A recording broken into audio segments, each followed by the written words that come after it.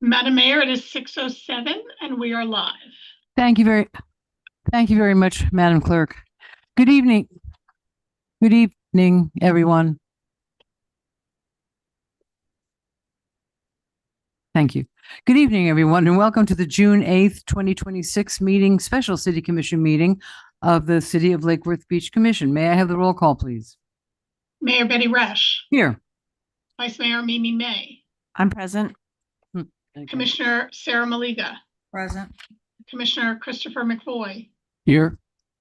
Commissioner Anthony Segrich. Present. Okay, we'll have the Pledge of Allegiance. I pledge allegiance to the flag of the United States of America and to the republic for which it stands, one nation, under God, indivisible, with liberty and justice for all. I'm going to need another one of these because this has no juice. Oh, well. Yeah, well, I'm going to need another one, and my light is on. Well, we haven't started. I know. That's because what I have to say fits at the beginning. Okay, I will run up another light. Great. I would like to. Okay, Mr. McFoy. Thank you. I would like to make a motion to reorder C in front of B, and the reason is my understanding is that the plan development that we are considering in the quasi judicial hearing depends on the right-of-way abandonment. And so it seems like we ought to figure out if we're doing that. And I know that, or I think we all know that there's been an affected party with a substantial concern. With a question, yeah. With the question. So it seems like we ought to solve that problem, however we're going to, first, and then, and I suspect that will, well, I don't know. I guess I won't predict whether that will be quick or not, but seems like we should reorder to do that after the, well, either But if we do abandon it with no, I mean, it's because the 6-1. abandonment is significant. Well, right, but if there's no abandonment, if the project itself doesn't pass, there's no abandonment necessary. But there's no project if the abandonment doesn't happen. So, so I would do Let me get some input from my colleagues about reordering. Oh, geez. Mr. Segrich? So as I understand it, it would be a condition of the site plan is what you're saying. And then they would have to fulfill that condition. So it doesn't really make sense to me to first abandon it if we have not heard the testimony and evidence on the site plan, because the site plan's the quasi judicial hearing. We're supposed to be considering evidence that's presented this evening. So just like any of the other conditions that are on it, they have to be fulfilled after the fact. So I would say keep it as is. I would defer to our city attorney if they think otherwise, but. Madam Attorney, what say you? You can put them in any order you'd like. Okay. Ms. May? I think it makes sense how it is. Okay. I mean, to me, it's 6-1, half dozen of the other, really. Well, I mean, if we don't approve the project, then we don't have to abandon. Then we don't abandon the right of way. And there are, like Commissioner Segrich said, there's a lot of other things that we're going to need to talk about after the fact. And, there's one of them is on there tonight for sure. But I don't think if there is no project, there's no reason to discuss that. I would be very surprised if the one passed and the other one didn't, because the one you have to have both to have it work. So, well, I have no. Okay. Well, thank you, Ms. Maliga. Mr. McVoy is suggesting we do see the abandonment before we do anything about the project itself.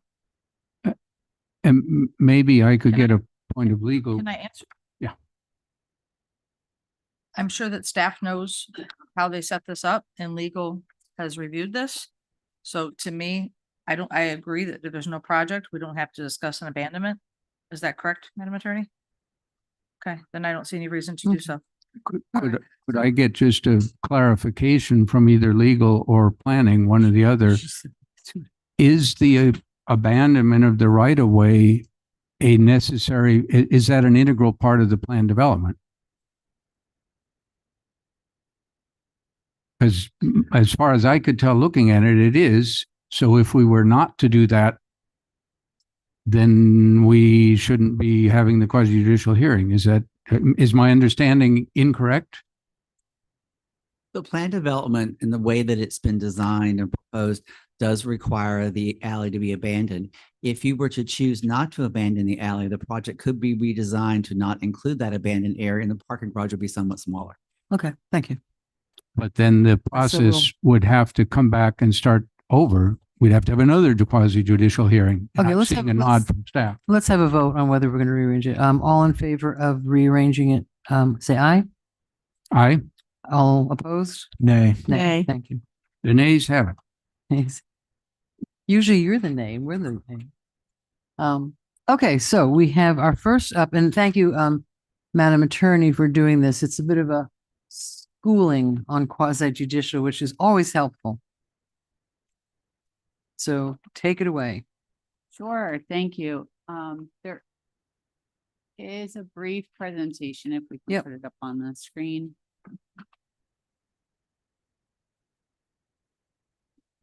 Thank you.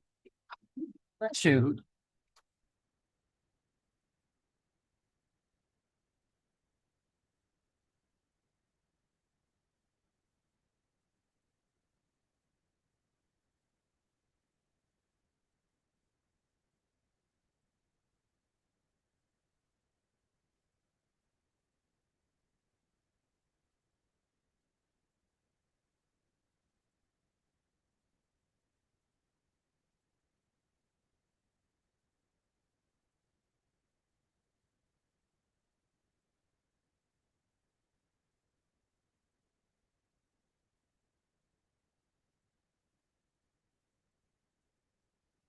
So again, this is just a brief presentation regarding quasi judicial decision making. So I don't know that that will work from over here. Yay. All right, so when a request that comes before the commission includes the application of the city's regulations to a particular parcel or parcels of property, that's when the decision becomes quasi judicial. When you are setting the regulations, for example, when you're adopting an ordinance that is contemplating changes to your code or your land development regulations, that decision is legislative. But when you're applying those regulations to a parcel of property, it's quasi judicial. So examples of some quasi judicial matters that come before you all are rezonings, plan developments, such as tonight, historic ad valorem tax exemptions, historic landmark designations, annexation, and proximity waivers for alcohol package sales. When you are taking up a matter that requires quasi judicial procedures be followed, there are a few basic things that have to be part of that procedure. Everyone who is involved has to have notice and an opportunity to be heard. The decision must be based on competent and substantial evidence that is on the record for that hearing. And there's a big caution about ex parte communications. So I'll start with competent and substantial evidence. Due processing, going back, due process, notice and opportunity to be heard. That means that people have to be given notice. So typically when there's a quasi judicial procedure, there are additional advertisings that are done so that, and sometimes there are postings of property so people have as much notice as we can give them. Opportunity to be heard is being here. The applicant gets a chance to speak and answer questions. If there are affected parties, they're given a chance to speak and answer questions, and also to cross-examine staff and the applicant and the affected parties. So all those parties have that opportunity to be heard, similar to a judicial proceeding. Excuse me, Madam Clerk. Yes. Commissioner McVoy, can you please pay attention to the presentation and not work on whatever paper, whatever you're working on? The lawyer is trying to guide us on a very big decision. I looked through the Please. presentation. So then competent and substantial evidence is evidence that has a substantial basis in fact. And the fact can, substantial basis in fact, and the fact can be proven by a substantial basis in evidence. So examples of some quasi judicial matters that come before you all are rezonings, plan developments, such as tonight, historic ad valorem tax exemptions, historic landmark designations, annexation, and proximity waivers for alcohol package sales. at issue can be reasonably inferred. So there's a little bit of a reasonableness standard. When you're looking at information that's provided, your staff report, and oftentimes, for example, for rezonings and plan developments, you all get a staff report that has the detailed code sections that are being applied to make sure that the property is in compliance with your code, and staff's analysis of how those portions of the code are satisfied through the application or whether they are. So some of them will say not applicable, some say complied, some say as conditioned. And every once in a while, you'll get one that says not in compliance. And so that's staff's job, is to provide that analysis for you. And the courts have found that that staff analysis, that staff report does count as competent and substantial evidence.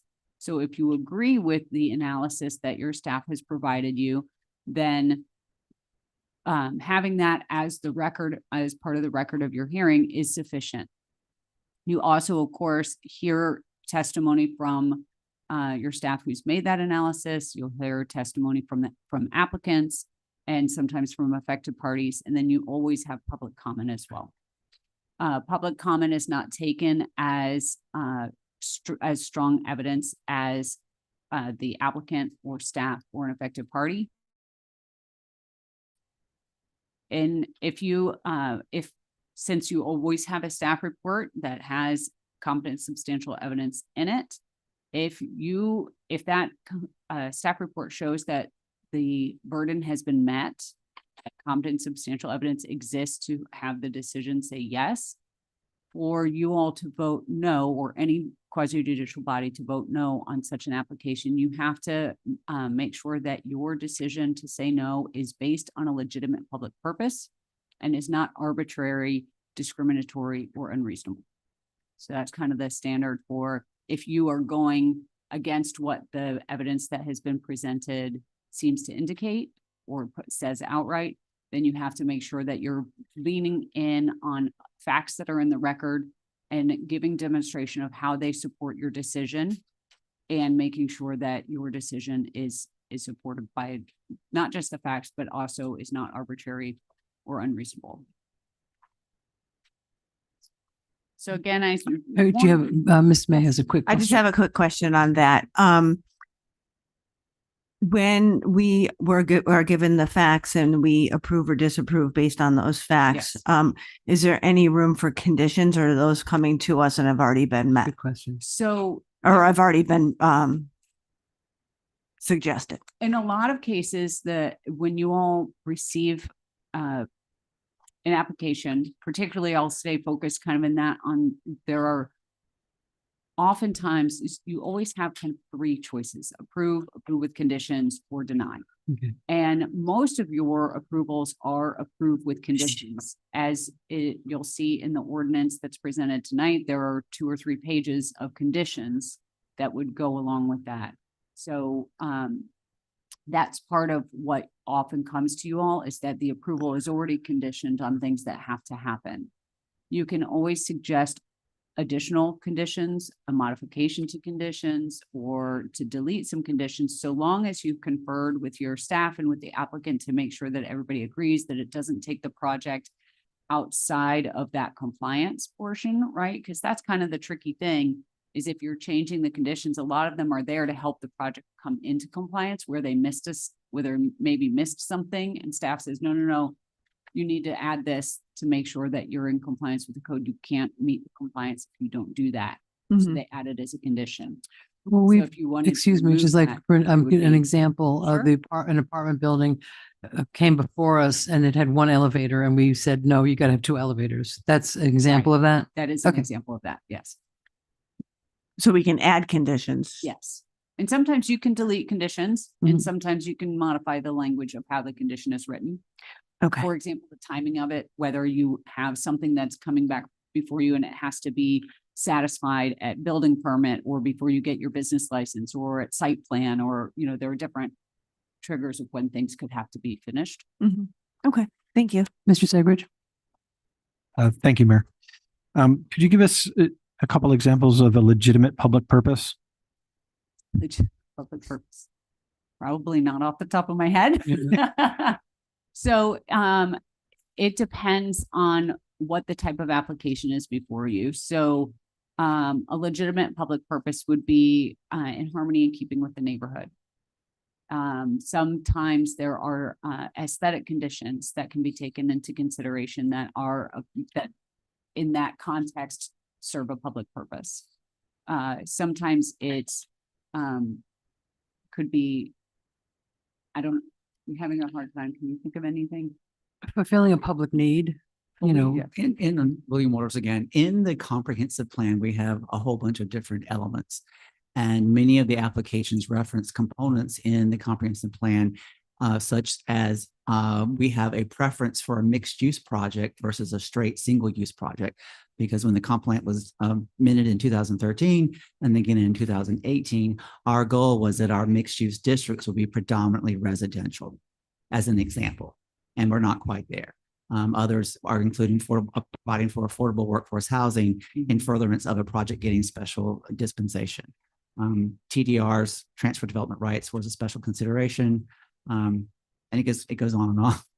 But there's that comprehensive plan lists lots of things that aren't strictly a requirement of the LDRs, but can benefit a project, but if you choose to incorporate them, which then is a public purpose. And if it's a public purpose, it's not a private, it's nothing for a private entity. It's for the public on the But- whole. So for a potential reason for denial would be if it did not include or wasn't congruous with that portion of the comp plan, so to speak. Yes. Okay, go ahead. All right.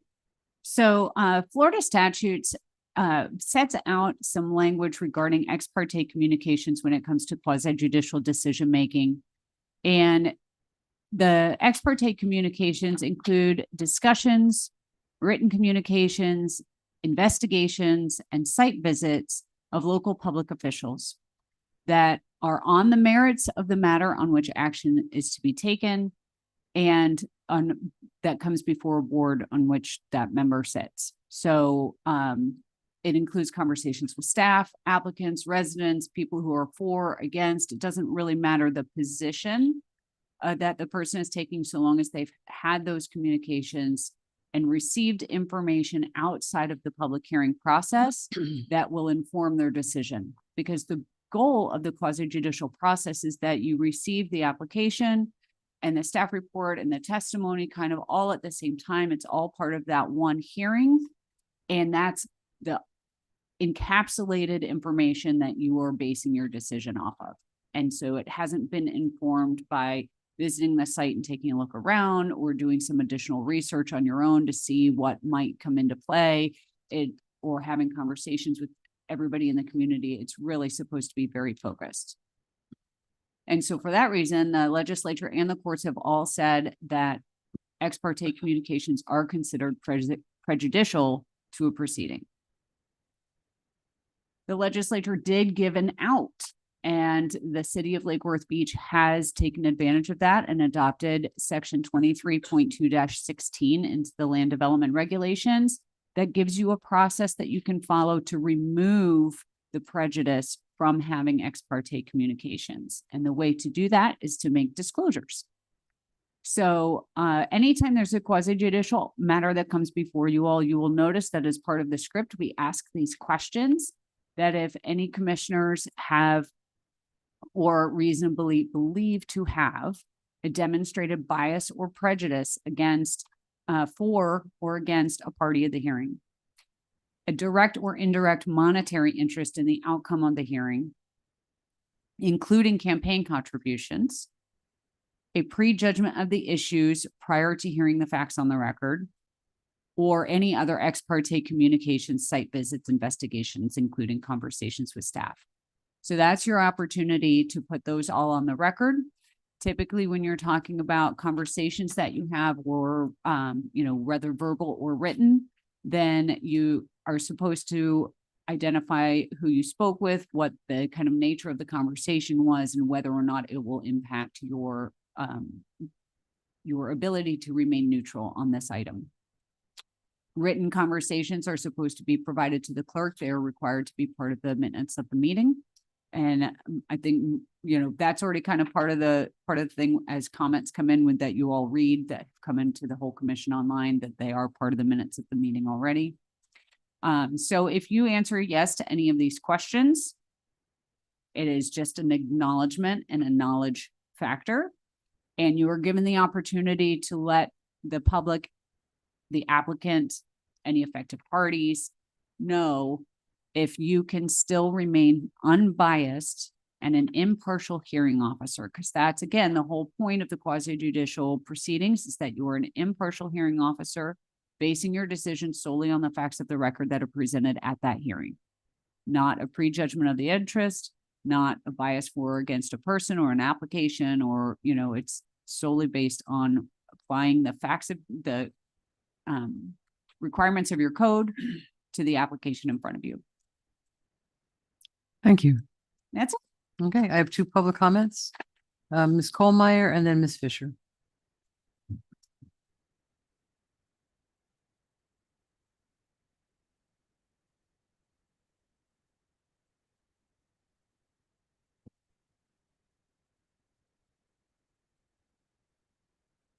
Catherine Colmeyer, First Avenue South. I'm just not sure if the commission as a whole can, or the members of the commission can say that they're impartial when on the 24th of June 2024, before any public meeting concerning W. Moda, they passed a resolution which declared that the commission supports the construction of a structured parking garage. To support, I'm leaving out a chunk of text, to support downtown parking for the W. Moda mixed-use cultural arts campus. Existing businesses, downtown visitors, and anticipated future development. And at that meeting, W. Moda's lawyer, DJ Moody, who represented Sunshine Law Development LLC, said the resolution is non-binding, but it's an important expression to my client, Sunshine Lake Worth Development, that the city will support this garage because this garage is a key component of this project. So there we have Sunshine Lake Worth's attorney saying the garage is a key component of the W. Moda development project. And then in the P3 proposal for the garage, it states that the garage is part of the W. Moda development. Yet when we had the public meeting at the casino for W. Moda, we were expressly told that we could not address the garage, couldn't ask questions about the garage. And there was a question that was not addressed at the meeting, asking if W. Moda was contingent, the development was contingent upon the construction of a garage. And that's on the W. Moda website where they have the written questions that weren't answered in the meeting. And the answer from Renee Miller was no. I don't know if I'm allowed to say that's a lie, but it at least is being economical with the truth. Throughout this whole process, we've been told that the garage is a separate issue, nothing to do with W. Moda, completely separate. W. Moda development is not a P3, the garage is a P3. But when we see the P3 proposal, we see that they are together. I'm So sorry, how that's can this- time. How can you be impartial? And this is really smelly. Okay, you were gonna, you were talking about B. You actually, you jumped. A is. A, regarding impartiality. Thank you. Okay, Kara Jennings. Oh, okay, Peggy Fisher. I don't think it matters, but sure, Ms. Fisher and then Ms. Jennings. Thank you. Thanks, Mayor. Speaking of the items, Peggy Fisher, 508 North A Street. Speaking of the items that were just reviewed by the attorney, it talks about ex parte communication and presumed to be prejudicial. And one of the questions is going to be asked of each of you is a prejudgment of the issues prior to hearing the facts in the hearing. I have a real concern that Commissioner McVoy is in the position of having prejudice on the results before hearing this meeting. Okay, Mayor. At the April 29th, 2026 HRPB special meeting on the garage, Mr. McVoy specifically spoke and said a lot of things, but towards the end, he said, so my specific suggestions, and this was addressing HRPB, are to vote no. That is on tape. That is clearly prejudiced against what's happening in this hearing. And if you put any conditions, don't make them recommendations, make them conditions. And then he goes on to say things that should be made as conditions. And my concern is that that is clearly showing a position and a feeling. And I hope that when these questions are asked, that will be addressed and reviewed by the city attorney. Thank you. Thank you. Kara Jennings? And then Mr. Richter.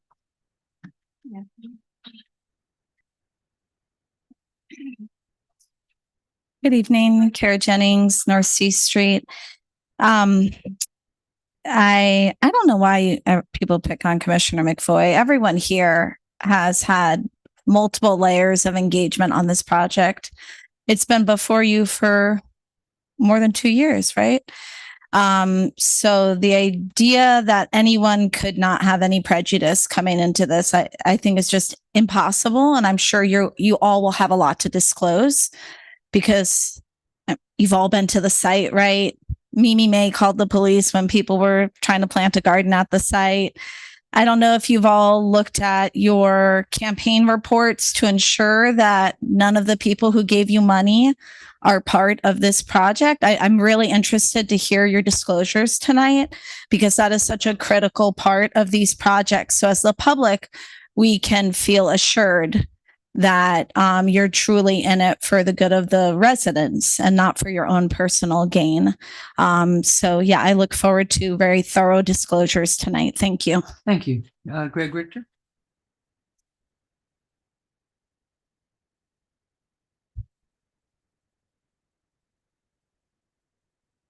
Yeah, I've learned a lot since being on the planning and zoning board, and all of our meetings are quasi judicial. And one thing is very clear going into the meetings, you just got to disclose, if you have a prejudice, just disclose it, bring it out tonight. And Commissioner, I was there at the HRB meeting. You need to bring that up. And what you spoke about at that meeting, and all of you, if you feel you've done something at some meeting or something, bring it up. It doesn't mean you can't vote. You just got to disclose. Thank you. Are we done? Okay. Thank you, Madam Attorney. What? There's another. Well, Todd, no, I thought he was B. Does anyone want to speak on this A? I'm told there's another card, but I don't see it. I think that's it. Okay. So let's keep. Item B, this is the quasi judicial item. Shall I read the ordinance by title? Should I start with my little script? I'll just call the item. Okay. New business B. Ordinance 2026-05, first reading. Mixed use urban plan development, major site plan, conditional use permit, sustainable bonus incentive program for the project commonly referred as a K Street parking. Please read by title. This is ordinance number 2026-05, an ordinance of the City Commission of the City of Lake Worth Beach, Florida, amending the official zoning map by approving the creation of a mixed-use urban plan development district located at 13 South K Street, 19 South K Street, 25 South K Street, 704 First Avenue South, and 710 First Avenue South, is more particularly described in Exhibit A.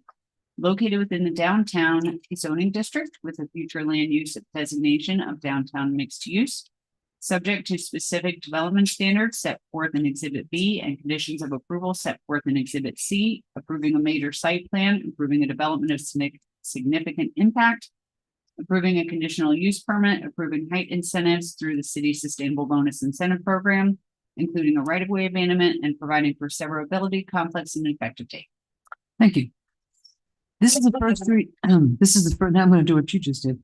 First reading of ordinance 2026-05 regarding the city initiated application for creation of a mixed-use urban plan development district to allow for the construction of a new parking garage structure and relocation of two historic structures located at 13 South K Street, 19 South K Street, 25 South K Street, 704 First Avenue South, and 710 First Avenue South. PCNs 38-44-44-21-15-019-02220. 38-43-44-21-15-019-023. 38-43-44-21-15-019-0290. 38-43-44-21-15-019-0301. And 38-43-44-21-15-019-0302 as further described in Exhibit A within the DT zoning district and the DMU future land use designation. Madam Attorney, ask your questions. As this is a quasi judicial hearing, the hearing must be fair in three respects: form, substance, and appearance. All commission members must declare if they have or reasonably believe to have a demonstrated bias or prejudice for or against any party in the hearing, a direct or indirect monetary interest in the outcome of the hearing, a prejudgment of the issues prior to the hearing on the facts of the record, or any ex parte communications or personal investigations, including site visits and conversations with city staff. Commissioner Malega? I love being District 1. So much fun. So yes, I have had many conversations with staff as well as our consultants in regards to the design, the cost options, of which I've kept all my paperwork that they've given me. I also inquired when we had the public hearing, or I guess it was called a public meeting as part of this, on April 13th at 6 p.m. located at 201 North Dixie Highway. In addition to the Cliff Notes version, I asked for a sign-in sheet of all attendees to see what the real interest from the community was. And there's a total of 47, including a current commissioner, current vice mayor, and some of the members that are in the room now. There were 47 people that attended that meeting. Here's the sign-in sheet. If you guys want to look at it, I can pass it down. I have been to the site as part of a neighborhood cleanup not long ago and cleaned up some leftover debris from some displaced individuals. I have had conversations with William Waters, the building department, community sustainability, the CRA, Mr. Jamie Brown, who's not in the room, Ms. Tiana McKay, as well as Mr. Perry. I can be completely impartial and still make a decision. I also received a phone call today from Channel 25 News asking me if I would be interviewed in regards to this meeting. I told them no. They said, well, we already spoke to Commissioner Boy. He was not only interviewed, but he was interviewed on camera. I gave them a statement that stated this. That will read into the record. In regards to your question on the parking garage item, I'm waiting until tonight's meeting to hear all the facts and the data from our staff as well as our consultants prior to making a final decision that is best for the city of Lake Worth Beach now and in the future. That is all my communication. Thank you. You're still able to serve as an impartial hearing officer and make your decision based on the facts on the record? Yes, ma'am. Thank you. Commissioner McBoy? Yes. I've written out a statement also because this is a quasi judicial hearing and it is complicated.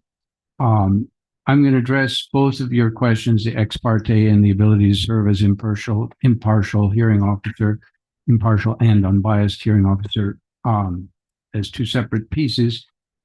Because this is a legal proceeding, I ask that I not be interrupted while I answer both of them. On the ex parte communications, as legal counsel, city's legal counsel has explained to me, I and my fellow commissioners wear two hats in this case.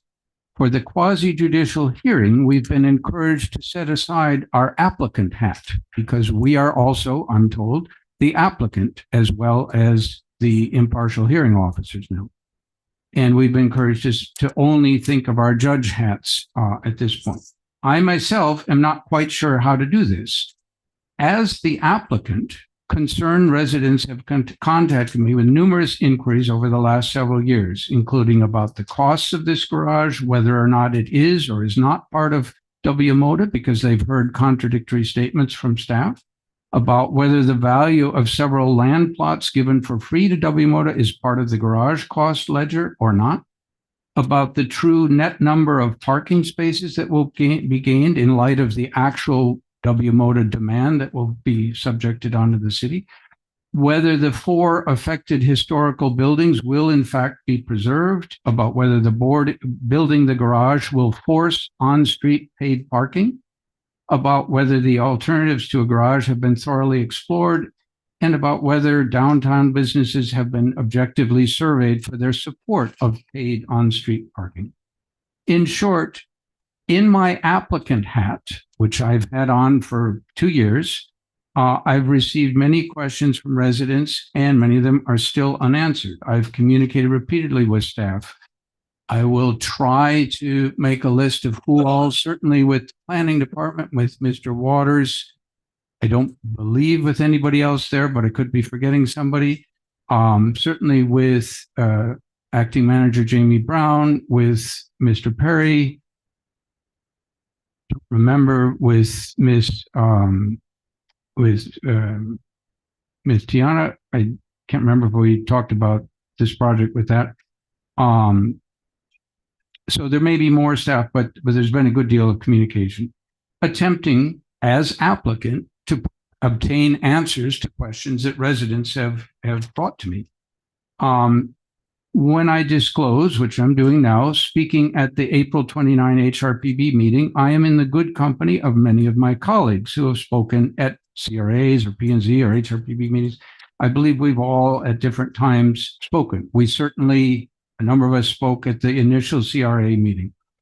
I believe that the communications I have had were communications made in my role as applicant and are not in regard to the merits of the matter on which action will be taken today. That is my assertion. As far as the ability to serve as an impartial and unbiased hearing officer, again, I ask that I not be interrupted. Thank you for that so far. I start out by pointing out that on June 18th, 2024, all of the then sitting commissioners, which excludes Commissioner Segrich, 4 of us were present at that meeting and were encouraged by staff to pass a resolution, not to make a verbal statement of support or not support, but to pass a voted resolution stating our support for helping the WMODA project through the construction of a garage. So we are clearly, 4 of us anyhow, on record and not impartial. De facto, that would mean we're not neutral parties. It does concern me that at the time that that resolution was brought before us, no one on staff pointed out that voicing this support or even voting against it might disqualify us from future quasi-judicial hearings. That concerns me quite a bit.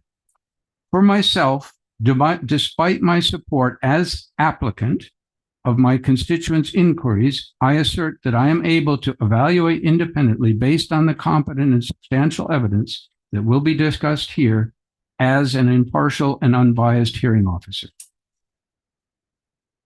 Thank you, May. You disclosed staff conversations. And I'm just asking, are there any other conversations with other? What's that? You said that you talked to staff about it. Have you talked to anybody else? As I mentioned, The constituents. Momoda people, no, but just anybody else, any other party? Oh, I spoke, yes, but I made it very clear that I couldn't say anything about how I was going to vote or how anybody else was going to vote on the quasi-judicial hearing. Okay. They asked about, aspects as an applicant. Okay. I have received no funds from any of the, from the applicant or from WMODA. When all this is coming forward, I went to the scene, the site down in Hollywood or wherever it is, their temporary site and saw it. Which I did also. I forgot Uh-huh. to disclose that. Okay. It was good to do.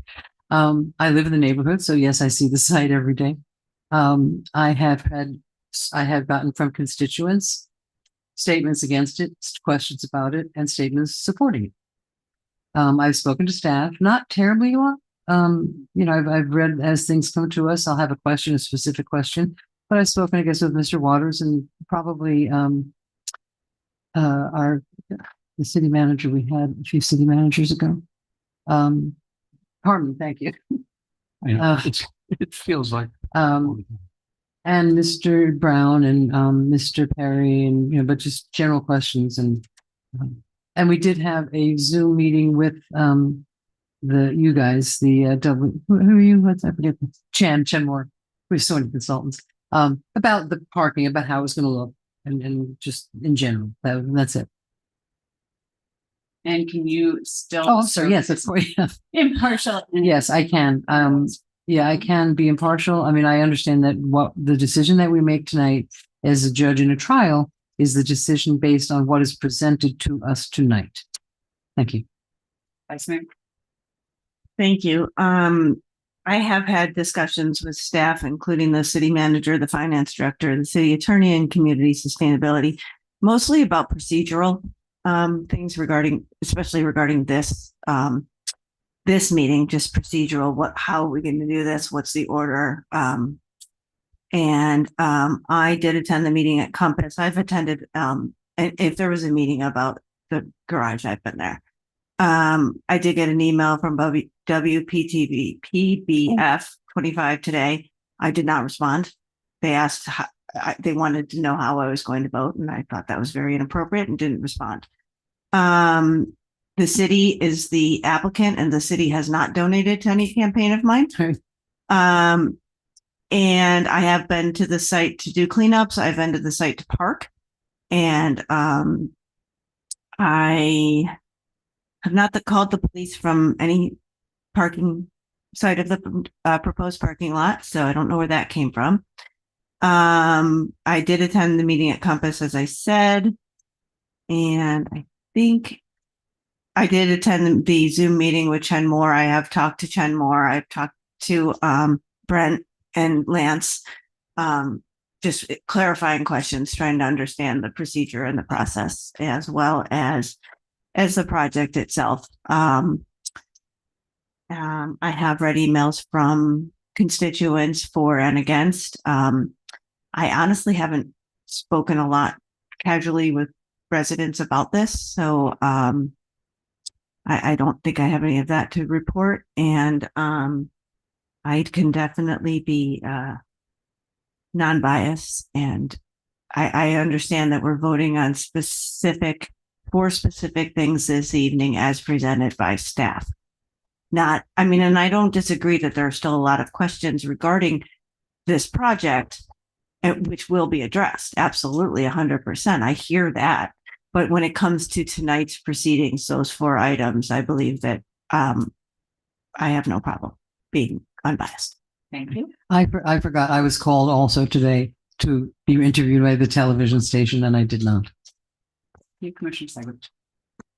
Thank you. I have had conversations along the process as an applicant with the CRA, the finance department, the city manager's office, community sustainability, and our consultants at Chen Moore. We were asked to vote on this as an applicant, which I voted no all the time based on costs and value concerns. I've been, I did, when I heard this hearing was coming up, I asked about how the living wall became a requirement, to which staff replied that they would answer that within the hearing, that was the appropriate time to ask those questions. I was not here for the resolution vote. That was pre my election. I did discuss the garage at several town halls with residents about the pluses and minuses of that. I have received no funds from the applicant. I have been to the site of the garage, both to see it as from the garage perspective, but also because it's right in our downtown and can't help but be there. I also did get a email from Channel 25 News to which I replied, "Hi, Caleb. Tonight's meeting is a quasi judicial meeting. If you read the backup, you will see we must be impartial and base our decision on the evidence presented tonight. To express a preconceived opinion would be a direct violation of our duty to be impartial.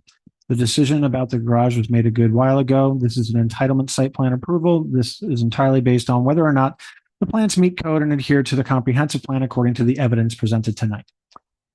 Those are all of my communications. I do feel that I can be impartial. Thank you.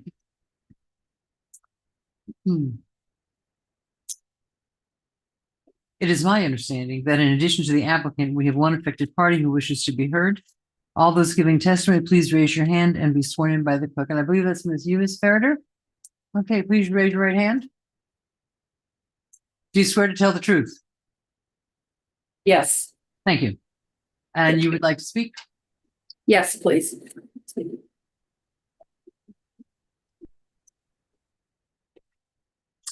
As you what? Yeah. I don't Make know her if we bigger? do that. We'd like to, there you go. Okay, well, you're much bigger now. Okay, so state your name and address for the record and who you are. There you go. Do You a need to test. unmute. There you go. Mayor, I thought I was to speak after the city and the. Well, you're an affected party. So, and you, all right, if you want to, all right. Yeah, I think it should go, city, for the last- applicant, then affected party. Ms. Farrader, I think it's just that you're representing yourself. Yeah. Is that Oh, correct? Yes, I'm representing myself. I'm sorry. That's Yes. okay. So what would you like to say? She'll be heard, or that comes later, that her testimony. and whatnot. I'm sorry, say it again. Her presentation will come later in the. In C, under It's C? just identification. Okay, we're going to put you back in the little box for a while until we get to C. I'm best there. Yeah. Okay. Okay, great. Thank you. Okay. The little box. We'll hear from the city first, who is the applicant, and then the affected parties. We'll hold questions until after the presentation. Jot down your questions as they go through. When called, please state your name and the name and address of the property you're speaking about, and we'll hear from the affected party. Amy Farrader after that. That's in here, which I wasn't misreading it. So please give the department presentation. Good evening, Mayor and Commissioners. William Waters, Community Sustainability Director. Slow down Thank and you speak for- up if you would. Thank you. I'd like to introduce Ann Hamilton, who's our Senior Preservation Planner. She's going to do most of the presentation. I do want to thank you for the time. I think Commissioner Cedric's, his little summary of what we're having before us tonight was a really good one. It is about an entitlement application and whether or not it fits in and is compliant with our land development regulations, our comprehensive plan, and our strategic plan. Ann is going to give a presentation. We're combining both B and C for just expediency sake, but they can be discussed separately after the presentation is done. And then it's followed by our applicant presentation, which is going to be coming from Chen Moore, Lance Lee, who you've met, and Brent Whitfield, who you've also met. So with that, we're going to get started and we'll see how it goes. Thank you. Hey, good evening, everyone. As William mentioned, my name is Ann Hamilton, and I am the Senior Preservation Planner with the department. So tonight we will be discussing the K Street Garage, the overall plan development. As a quick overview of the agenda of what we'll be discussing, we'll do a really quick overview of what the HRPB approved. These items are not under your review as the City Commission, but just so you all have kind of a little bit of background. And can I just interrupt you for one quick second? The HRPB meeting, when you went through all of the slides, you could not see when you watched the video, you could not see the individual slides. You could see that they were up. Yes, we were having technical difficulties. So can with we that. double check that it's being recorded? The slides are being recorded as presented? Yeah, I got it. Madam Mayor, Thank you. I apologize. I just didn't want that to happen again. No, we have IT support here tonight. So Okay. we're much better Thank off. you. Yes, Madam Clerk. I was just gonna let you know that I always check when there's a presentation to make sure it's viewable to the public, Okay, thank you very much. and it is. Yeah, unfortunately, with HRPB, we don't have quite as much backup as we do here tonight, so we should be all set. So yeah, as a quick overview, we'll be doing just a recap of what the HRPB approved at that April 29th, 2026 meeting, which is not under your review, but just so you have some background on what the HRPB reviewed and approved.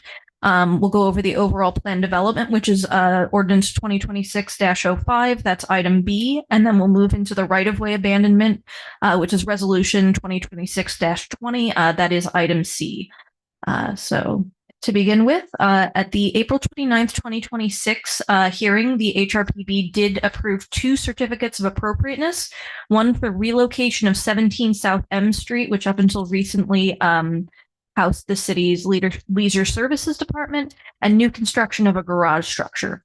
They also heard an advisory hearing on the overall plan development, which you are hearing tonight, and we'll discuss their recommendation later. So just a quick overview. They did hear the request for the relocation of 17 South M Street to 704 First Avenue South, which is a component of this broader plan development. And they did unanimously approve that relocation with 5 conditions of approval. So here's a quick overview. This is the building that's to be relocated, and just a map of the location where it is currently and where it will be relocated to, as approved by the HRPB in that hearing. We'll look at this in much greater detail, but this is the portion of the site that 17 South M building will be relocated to. They also approved the certificate of appropriateness for new construction and a 5-2 vote. That is for the garage structure that we will be discussing. The HRPB has essentially architectural compatibility review. So they were charged with determining that the garage building itself is in keeping with the standards that are set forth in the historic preservation ordinance for new construction. They did find in that 5-2 vote that it is, and they did, as one of the commissioners was questioning, they did put in a condition of approval that they were shown 2 options. Option 1 did have a green wall and a mural, which you will be seeing tonight. There was an option 2 that did not have those items. The HRPB specifically, in their capacity to review new construction and approve it, did find that they only wanted to see option 1 go forward, which is why that is the only item that you will be seeing tonight. Any other alternative would have to go back to the HRPB for review again and for approval, specifically because of that condition. So tonight's hearing is about the overall plan development in ordinance 2026-05. This is a consideration of a request for a mixed-use urban plan development, major site plan, conditional use permit, and sustainable bonus incentive program request for the development of a city-owned parking garage and the relocation of a historic structure to the overall mixed-use development. Now, that relocation has been approved, but it is a component of the mixed-use development. So as background, the applicant, Lance Lilly of Chenmore and Associates, on the behalf of the property owner, which is the city of Lake Worth Beach, is requesting approval of that ordinance, which includes a mixed-use urban plan development to construct a 95,854 square foot parking structure to relocate 2 historic structures of approximately 1,609 and 415 square feet to the subject site. A major site plan request to construct a mixed-use development over 7,500 square feet, which is a code requirement. A conditional use permit request to establish a high-intensity vehicular use, which is a parking garage facility, and to establish a use over 7,500 square feet. And then a request for additional bonus height under the Sustainable Bonus Incentive Program. As I said before, there is an associated right-of-way abandonment, but that will be presented under separate cover as part 2 of the presentation.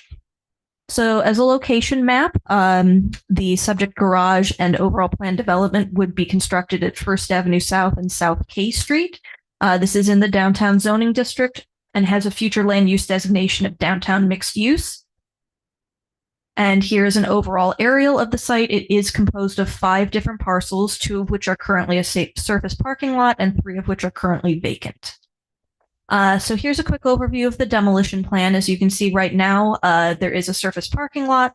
57 surface and estimated 9 street parking spaces are currently on site and will be removed and will be replaced with a 4.5-story parking garage totaling about 260 spaces, as you can see in this parking table. This is the overall site data table.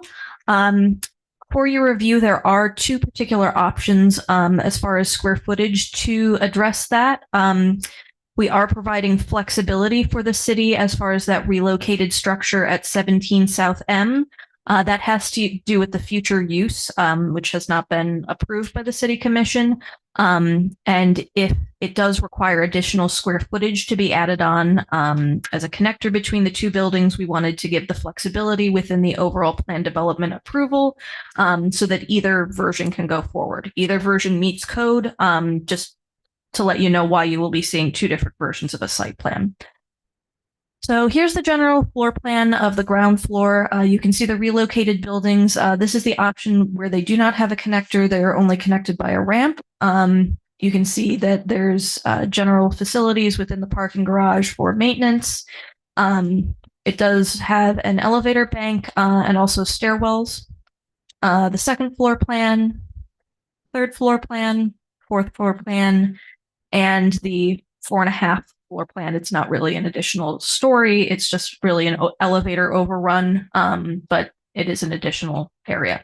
So here are the exterior elevations from the south. This is the version that you can see where potentially the relocated structure would be connected to the garage. That is the accessory garage structure that is relocated with it, not the overall larger garage that is being constructed. And here's an elevation without that, just showing you the 2 different versions of what that might look like. This one. And then next one. So really the main difference is you can see kind of in, obviously the relocated structure is shaded out, but you can see the difference between that 2-story addition being added on between the 2. This is the west exterior elevation of the parking garage. Not much to see here. You can see the different levels and the different material treatments that the applicant has used to differentiate the sections and provide more architectural interest. This is the east exterior elevation. On this elevation, they do have that green wall that was previously referenced on the pedestrian level. And as well as the mural and 2-story green wall on the tower section. And this will be the north exterior elevation. You can also see that wraps around the corner there. Just a quick look at some of the materials and finishes. This building would be built in precast and some metal elements, essentially. Here are some renderings so you can get context of what it looks like in more of a 3D view. And the overall site plan. So this is the site plan without that connector. Really the only difference is the overall square footage. You can see the impervious area, which is one of the requirements of the code, and the lot coverage, which we'll be discussing later, as well as the FAR. And this is the version with the 2 connectors that just adds an amount of square footage. This is the FAR diagrams for the 4th and 5th level. Just for your overall site plan review, the code does allow for all levels up to the 4th level to be exempted from FAR. So only the 4th and 5th levels that are shaded here in purple count towards the overall FAR, which stands for floor area ratio for this overall garage development. So overall, as detailed in your staff report, this application is consistent with city plans, such as the comprehensive plan. I won't go through all of the goals and objectives, but it is a goal to promote a high quality retail, office, and mixed use project. This is a mixed use project. Community character, residential and business character, reuse of historic resources. This will allow for the reuse of a historic resource through the relocation of 17 South M Street. Infill and redevelopment initiatives through the CRA. This creates new public infrastructure, which is one of the goals of the comprehensive plan to support redevelopment plans. Again, all of this is included as an attachment to your staff report, but it also supports the strategic plan of the city, which again supports the protection of historic resources, creation of new services for new residents and communities, sustainability, and new construction and development that anticipates the future.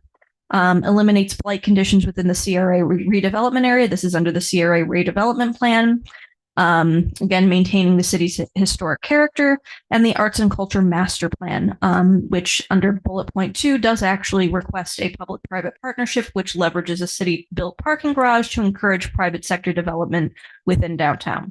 This directly supports this goal by building a public parking garage. So, as far as the overall mixed-use urban plan development, it was reviewed for compliance with section 23.3-25. As a mixed-use urban plan development, incentives are proposed to be used through the plan development provisions. They are requesting increased height under the sustainable bonus incentive programs and the relaxation of certain land development regulations to allow the construction of the parking garage, which are included in this table. This is the overall zoning for the district. It does meet all of these items. You'll see here a couple of the things that the applicant is requesting relaxation of. The 15-foot or the 10-foot setback, they do meet that. However, there is an additional 8 to 12-foot setback required above the third story for projects that utilize the sustainable bonus incentive program. Now, because this is a parking garage, it's a little bit difficult for the applicant to inset the building overall and still allow for site circulation. So they have requested that particular condition to be waived or relaxed, as well as on the side street. So that's required on the rear and the side street because it's a major thoroughfare. They are requesting to use the 90%, which is allowed for the small lot calculations under tier 2 of the sustainable bonus incentive program for impermeable coverage, as well as 70% for structure coverage. And they are requesting additional height for a total of 59 feet to the top of the elevator parapet. Under the downtown zoning district, they are allowed a maximum of 30 feet or 2 stories. With tier 1 of the sustainable bonus incentive program, they are allowed to go up to 45 feet. Under tier 2, they are allowed to go up to 56.25, and the code does have an allowance for an additional 10 feet for an elevator overrun. With that sustainable bonus incentive program request, they are meeting that if the sustainable bonus incentive program request is approved. So here's the overall site plan as we saw before between the two. Essentially, this is just to show you one version has 87% impervious surface and 69% structure coverage. And one version has 70% and 88%. Both of them are being presented just again so that the city can have a little bit more flexibility when they do ultimately decide what the purpose for the relocated structures in, and to avoid coming back to you all and essentially rehashing this again. So one of the requirements in the code is that for buildings in the downtown that they are required under LDR section 23.3-14D6. That requires that at least 75% of a building's ground floor has transparent elements, including windows, doors, or other architectural breaks every 25 feet. As proposed, they do not meet that requirement on the east and south elevations. They have 18% and 43% respectively on those frontages. So you can see here in the highlighted red area, they have split up that green wall feature. They do have, as much as they can provide in terms of architectural breaks. But again, because this is a garage, it is difficult to provide the level of glazing that the code intends, which is not really designed for a garage structure. It's more designed for a true structure that's not a garage. So this is the front area that would be requiring that as well.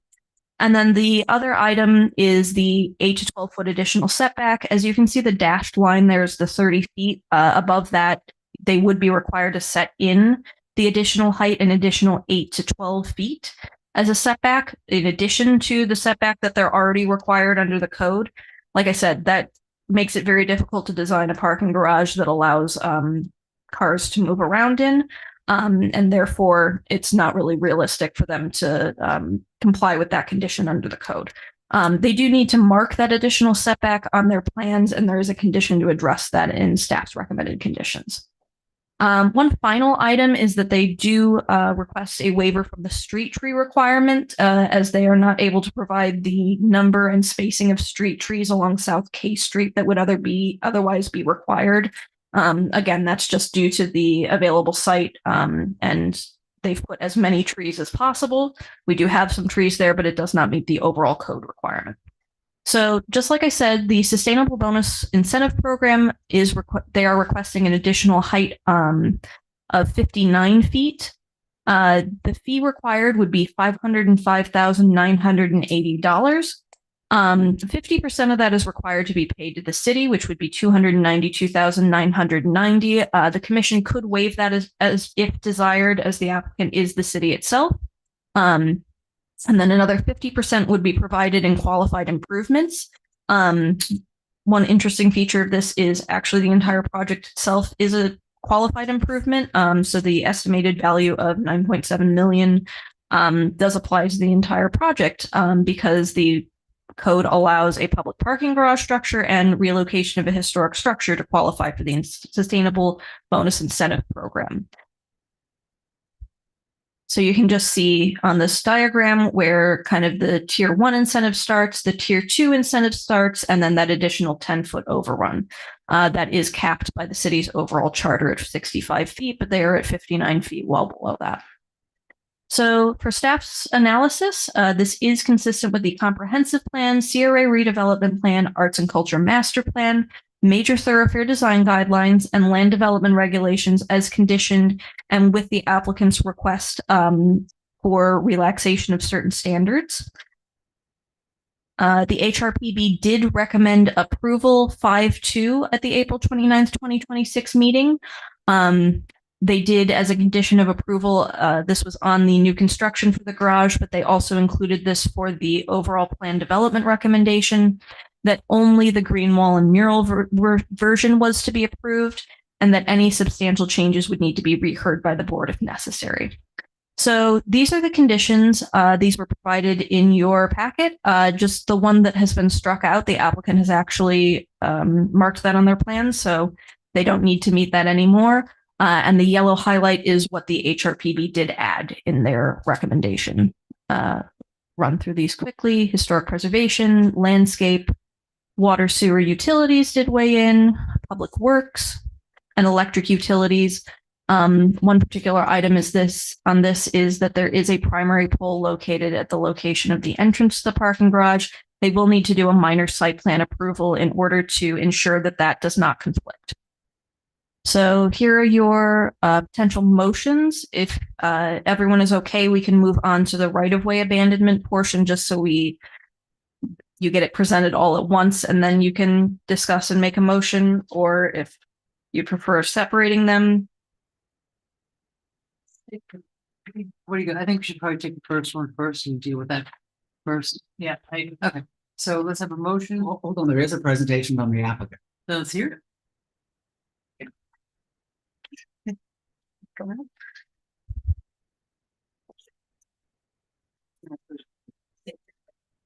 I think they're pulling up a presentation, but for the record, Lance Lilly with Chenmore. I'm also joined by Brent Whitfield here. We are essentially the applicant on behalf of the garage. There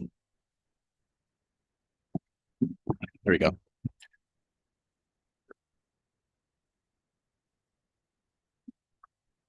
So Anne did provide quite a bit of substance, so I'm going to run through my presentation. And you've heard a lot of this before, but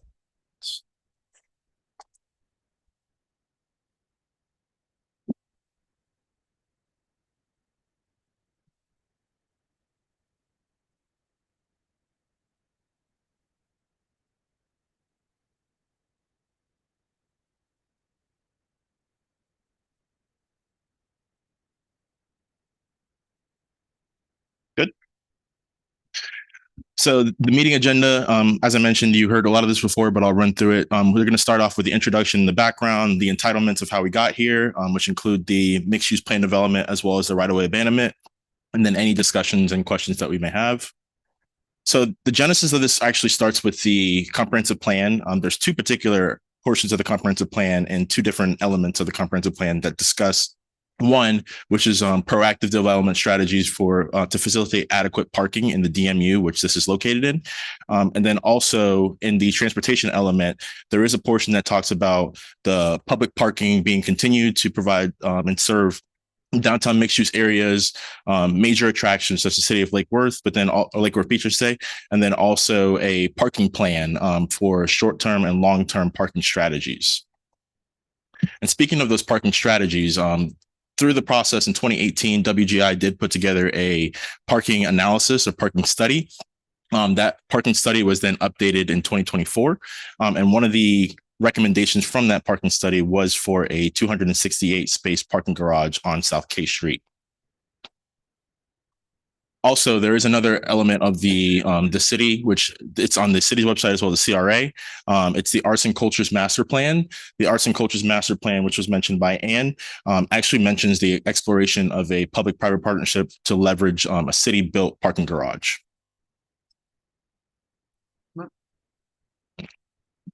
So this is just a little background of the actual site. So it's 0.77 acres or 0.8 if the alley does get approved, or the abandonment of the alley, I should say. And then also the zoning district is downtown, which is shown on the left-hand side. The land use of downtown mixed use is on the right-hand side. And then it is the historic district of Old Town.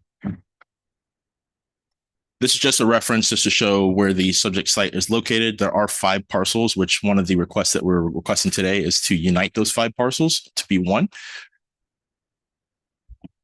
These are the existing conditions as is. And as you can see, in certain periods of the week, it is full and there is difficulty to find parking. And this is just another image of the existing conditions.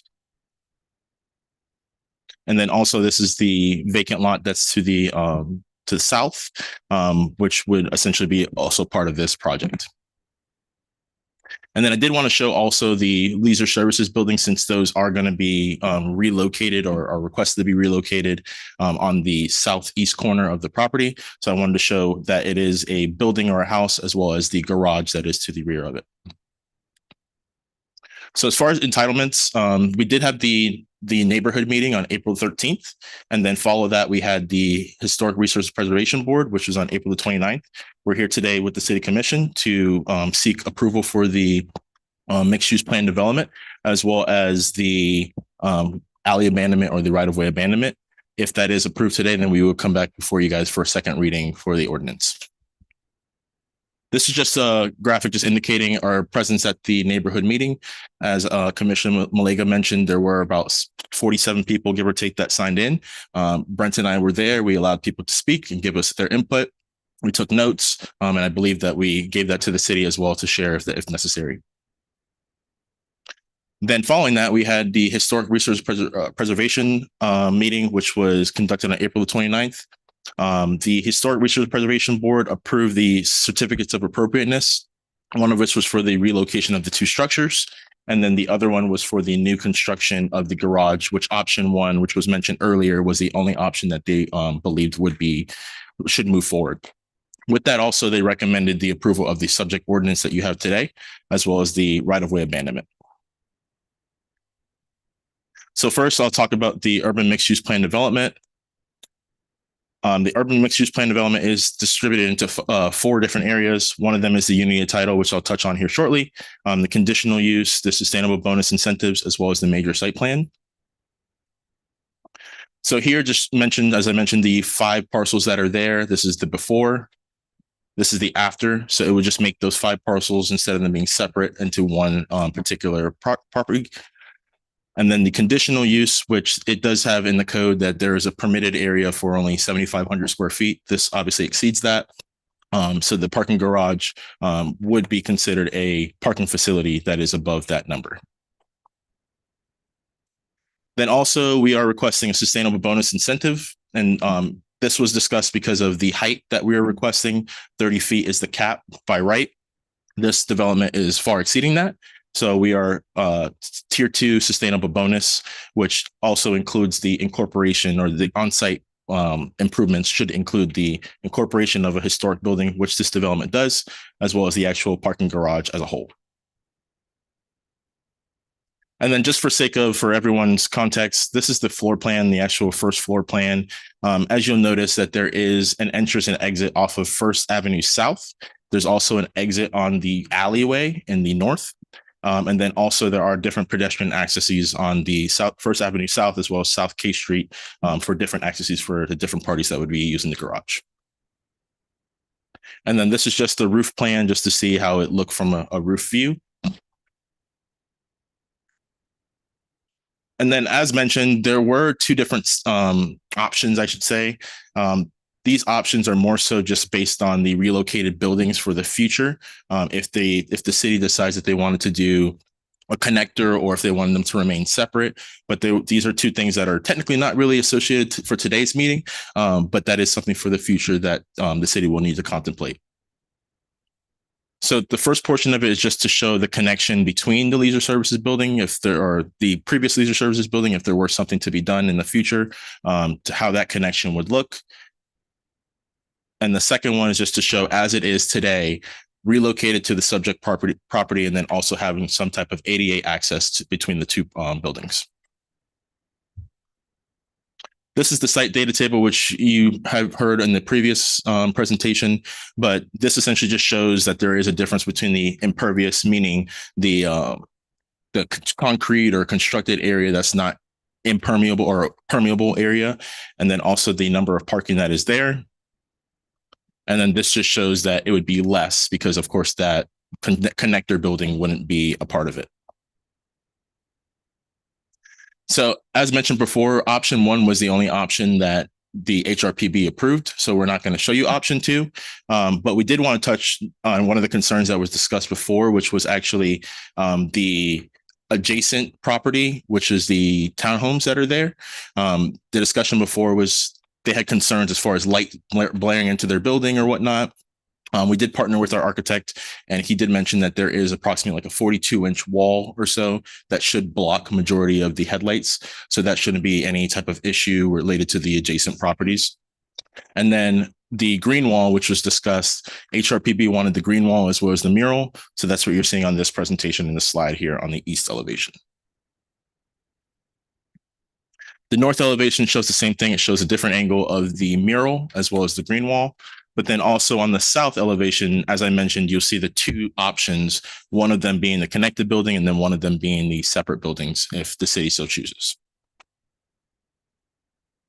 These are just the materials. As mentioned, it's kind of like a precast stucco. Of course, the trellis / green wall, if that's something that moves forward, and then the different metal elements that are a part of the garage as well. And then these are the renderings just showing from the northeast view. From the southeast view, where you can see it at that corner with the relocated building in the garage context. And then here, it just indicates where the ramp would actually be the entrance of it, as well as the context to seeing the house behind it or the relocated buildings behind it. As previously mentioned, there are 7 waivers that we're requesting. One of the waivers is pertaining to the impermeable area. As mentioned, since this is a sustainable bonus, we are able to request the ability to do a smaller lot size, which is in the code. So 90% would be the maximum. We're requesting 88%. Also, being that we're doing the impermeable area, we are trying to do the lesser version of the pervious area. So of course, 88%, 12% would be the remaining. So that's what we're requesting. And then also related to the actual lot coverage, so the building coverage, we are requesting 69.8%. And then related to the actual trees that are required, that side view from First Avenue South, South K Street, essentially has certain areas or constraints with the trees that are there. So we tried to partner with our landscape architect team and put together as many trees as we could.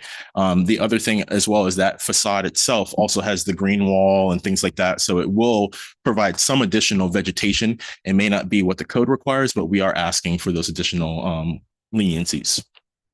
And then here it is the actual related to the openings.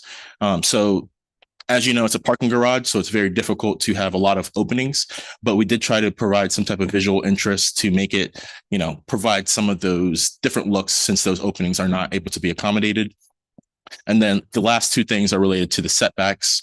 We believe that even though this garage does appear that it does not meet the code because it is, a big size garage. However, there are certain constraints that are certain things that we could use to our advantage, which would be the alleys that are there. So although it may seem that it's, closer to you, you're actually set back further because the alley does provide that separation between the particular building. And then I'm going to stop here because I believe the right of way is a separate discussion. I have a question about that though, but we'll get to it. Because we have concerns about the egress for the condo up there. Okay. All right, is that it? Is it? Yes. Thank you. Mr. Segrich, I think his line was on first. I'm sorry, Madam Mayor. Yeah. The affected party has 10 minutes to give her presentation. Okay, we're on the abandonment then on her alley concern. Oh, are you an affected party? I'm sorry, Amy, for C for the abandonment? It's for both, really. All right, well, sure. Should I go now? Why not? Okay. Melissa, am I good to share now? HIT? Yes, I just allowed it, so you should be able to share. Here you go. Thank you.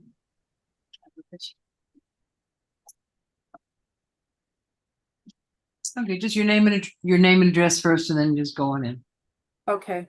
My name's Amy Ferreter, 30 South J Street. And sorry, Melissa, it didn't work. It didn't take. So, okay, here we go. Got it. Okay. Can everyone see my PowerPoint? Okay. Yeah, affected party, 30 South J Street. And I want to start off by just saying I wholeheartedly support this project. I don't want to come across that that we're opposing the project. I just really have some practical questions tonight and some considerations I'd like to discuss. The way the script was shared with me for the quasi-judicial, it looks like I'm kind of broken into several portions. So Melissa, I'd like to go through the first 4 bullets, and then the questions look like they come later. So hopefully that works for you.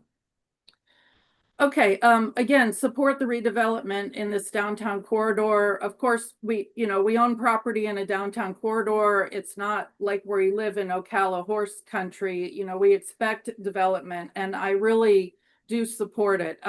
We're quite literally, we're not NIMBYs, we're YIMBYs. This is literally in our backyard. So very supportive of it. Really, the concerns we have focus on access, construction impacts, and compatibility, and really seeking practical protections for the neighborhood and the property owners. In addition to representing myself tonight, I'm on the board of directors for the condo building. So just some context, the blue square is our property. The red square is the subject property. There are 2 buildings to the south along First Avenue South and J Street. Those are those 1920s buildings where Heights Law is and whatnot. So those are, I'm going to take you around the corner there in a second. The condominium building was built in 1972. It's 16 one-bedroom units, mainly built for Finnish snowbird folks. There's I think 1 Finn left in the building. We have 14 parking spaces in the rear of the building, plus additional 8 spaces facing South J. So if you're familiar with Bamboo Room or Rudy's, those are the spaces facing those establishments.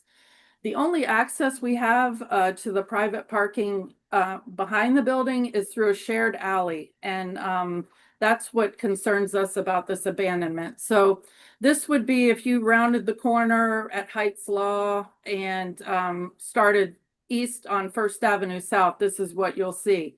So that little alley is the alley. And it looks really nice on this drawing, right? I mean, it always looks really great on these drawings, but this is how small the alley is. The alley is tiny. It's very small. And it's not helped by the fact that some very large utility poles were just installed to replace some smaller wooden poles. And believe me, I love infrastructure. I love power. I like my power on. But these poles have further kind of winnowed our alley maneuverability. And if you have my family has a Toyota Tacoma truck, and sometimes it's extremely difficult to get the truck through the alley and around the bend into the parking space. So, so just to give you some context of how narrow that is. Some of the requested things we would like some assurances on is that we maintain uninterrupted access to all 14 spots. And by that, I mean no less than what it already is, okay? Acceptable access management plan during construction would be appreciated, needed. We don't know what's going to transpire during the 12 months of construction, and I've been told it will take 12 months. I think that's very optimistic. I think it's probably more like 18 months, but what do I know? So, a year plus of what are we doing with the construction site? This is not so much for our properties, but as I was putting this together, it dawned on me, you're also backing to the back of the Playhouse.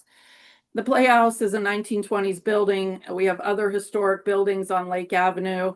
I hope there's a vibration and protection measures in place when things start being constructed. I just hope you take those very valued historic buildings into account, not to mention the 1972 building, but really the ones on Lake need to be watched. Also, I'm going to go into a little bit of the weeds here. I'd like you to consider some native landscape substitutions. And this is where I'm very passionate about use of native plants. And I do appreciate that, 71% of the proposed plants are native, okay?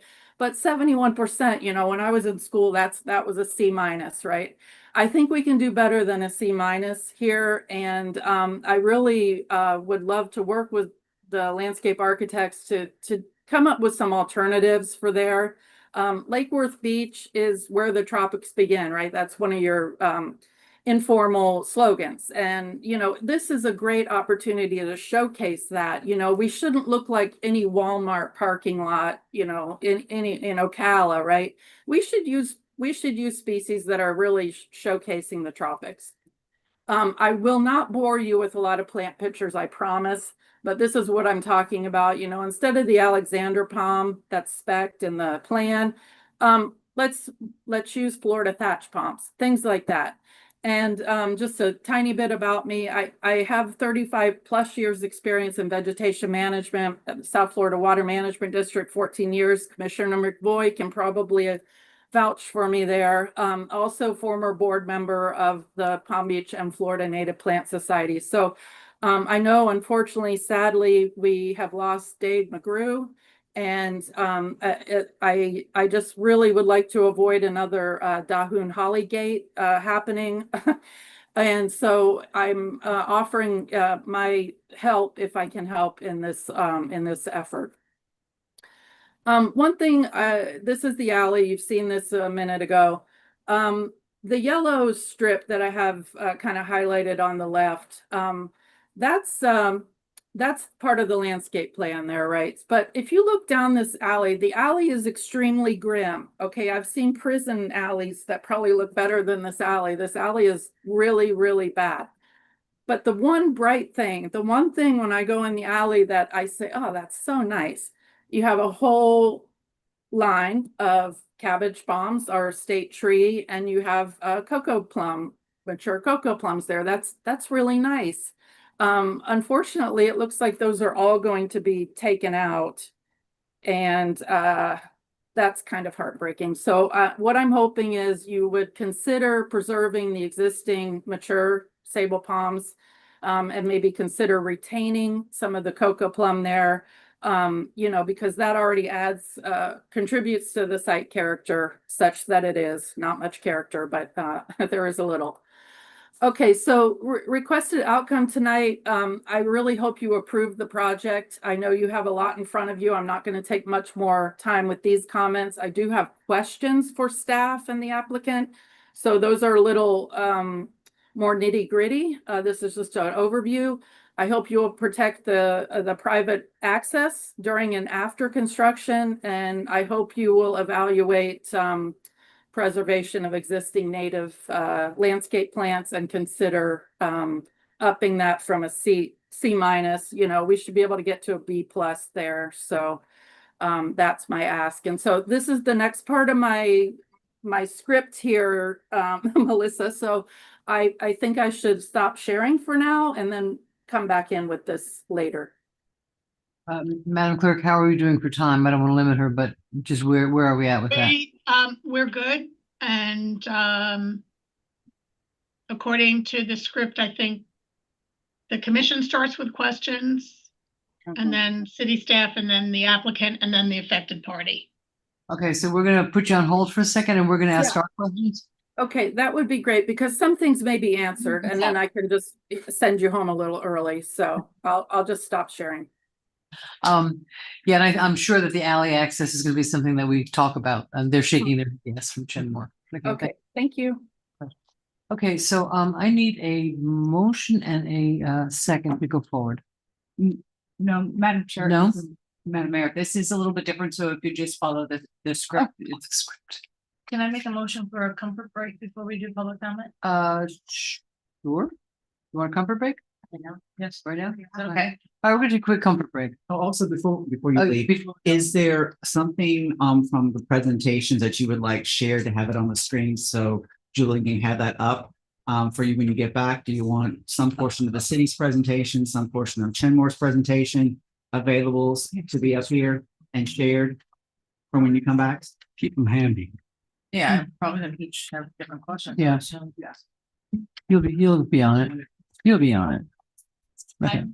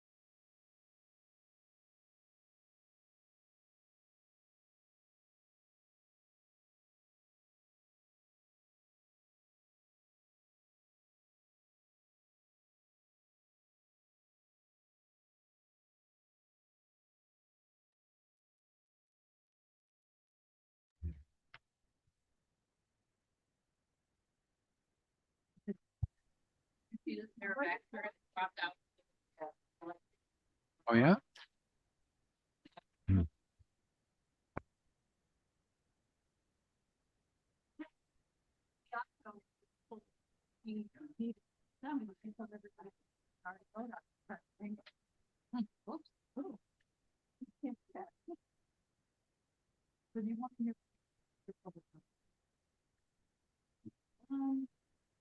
I think public comment. If we have a choice. Yeah. Yeah.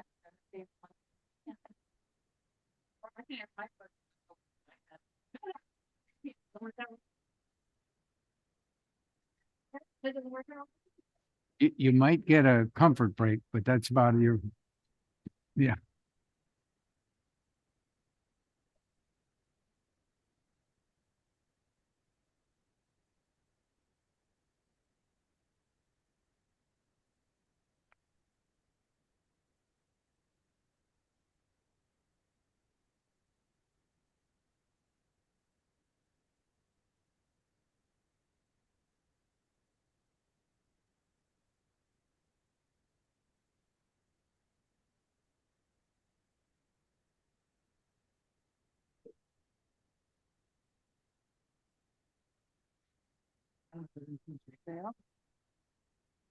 Madam Mayor, Yes, ma'am, it is 7:53. Are we ready to reconvene? we are. And what we're gonna do is we're gonna take public comment first. I know you have quite a few public comments on your end, correct? Yes, I think I have 6 or 8. 7. Okay. Yeah. Yeah. I read all of them earlier. All right, so we're gonna start with public comment before the commissioners ask the questions. So Kara, I believe, has left and she wanted me to read this. In these development and plan approval processes, you as elected officials are told your job is to simply decide if the development follows the rules. And in this case, as the applicant, your job is not just to ensure the plan complies. You have the ability tonight to decide the plan should not move forward. This garage is excessive, unneeded, and its negative impact to our historic downtown will be ongoing. We are now facing the possibility of a full-blown project crisis with the likely passage of property tax reform. The millions of public dollars for this garage should be held for critical needs in the city. With a much smaller amount of money, you could create a fixed schedule type of circuit transit from the community empty parking garage at the Bohemian and other parking areas downtown. This project is not a fit at this time. Table it for the future when we can afford it.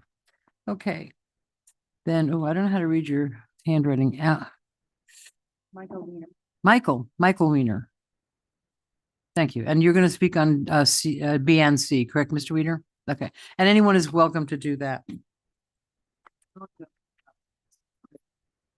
Well, for this. You gotta turn that on, you pull it toward your mouth. And then for your. And our limitation of timing is, and whose timing? 2 minutes. Okay, gotta go fast. Yeah. Okay. And your name and address first. Michael Weiner, I own property at 817 Lake Avenue, Lake Worth Beach, Florida. I'm here tonight because I know there's always concerns about a parking garage. The other place at which I've done well, and I'm happy with what's occurred, is Delray Beach, Florida, where I'm the owner of the oldest house in Delray Beach, Florida, the Clark House over at the corner of First and Swinton. That house is within about a half a block of a 525 parking space garage. I've owned it for 25 years. I have found that the parking garage actually has assisted me in terms of the use of the house, its readaptive use, and why it's there. We bought it at a time when Delray was on its knees. We actually had to pull it and make it straight again. Economic opportunity helped us make that house great. Also, if you take a look at maps, you will find that to the north of that 525 parking space garage that's over 4 stories, that there are great blocks of small cottages that have never been disturbed. You have good regulations in your LDRs that allow you to maintain your community, your residential community, and your small cottages. Likewise, those places have been maintained. Think about it. The economic activity of Atlantic Avenue did not wipe out those city blocks. I have a feeling that no matter what happens here, it is not going to be wiping out city blocks. You can do as well as Delray. Thank you very much for my 2 minutes. Thank you. Okay. No, it's 2. I think it's two on specific items, 2 minutes. Right? It's 3 for general and then 2 for specific. David Sims. Followed by Alex Schultz, followed by Kara Jennings, but I already did that. David Sims, 715 in North L. I've mentioned these points before, but I'm going to mention them again. First of all, we have an empty garage at the Bohemian. We spent millions of dollars to construct it. We're paying lease money and we're paying a lot of maintenance each year, and the revenues do not come close to covering that. Usually when I go downtown, there are many empty spaces. So there's only a few times when this garage is needed. If you build this garage, you're going to need paid parking on the streets and in the garage. I don't know if there's enough attractions right now for people to want to come down here and pay like they do in Delray. A few other things that I've just from listening to the presentations, they say it's consistent with the plans to preserve the community character and maintain the historic character. Building this garage does not do that at all. This garage is dwarfs anything that's remotely close to a downtown, and this thing does the exact opposite. Also, it was mentioned one of the entitlements was the neighborhood meeting on April 13th. And it mentioned that the meeting was held, the public meeting was held, and there were public comments. What was not mentioned was that the people at that meeting spoke overwhelmingly against it. I'm against this garage, and I'm asking you to vote against it. I think you should look at other ways to address parking needs in these peak time when there's peak demand. Thank you. Thank you. Alex Schultz, followed by Aaron Allen.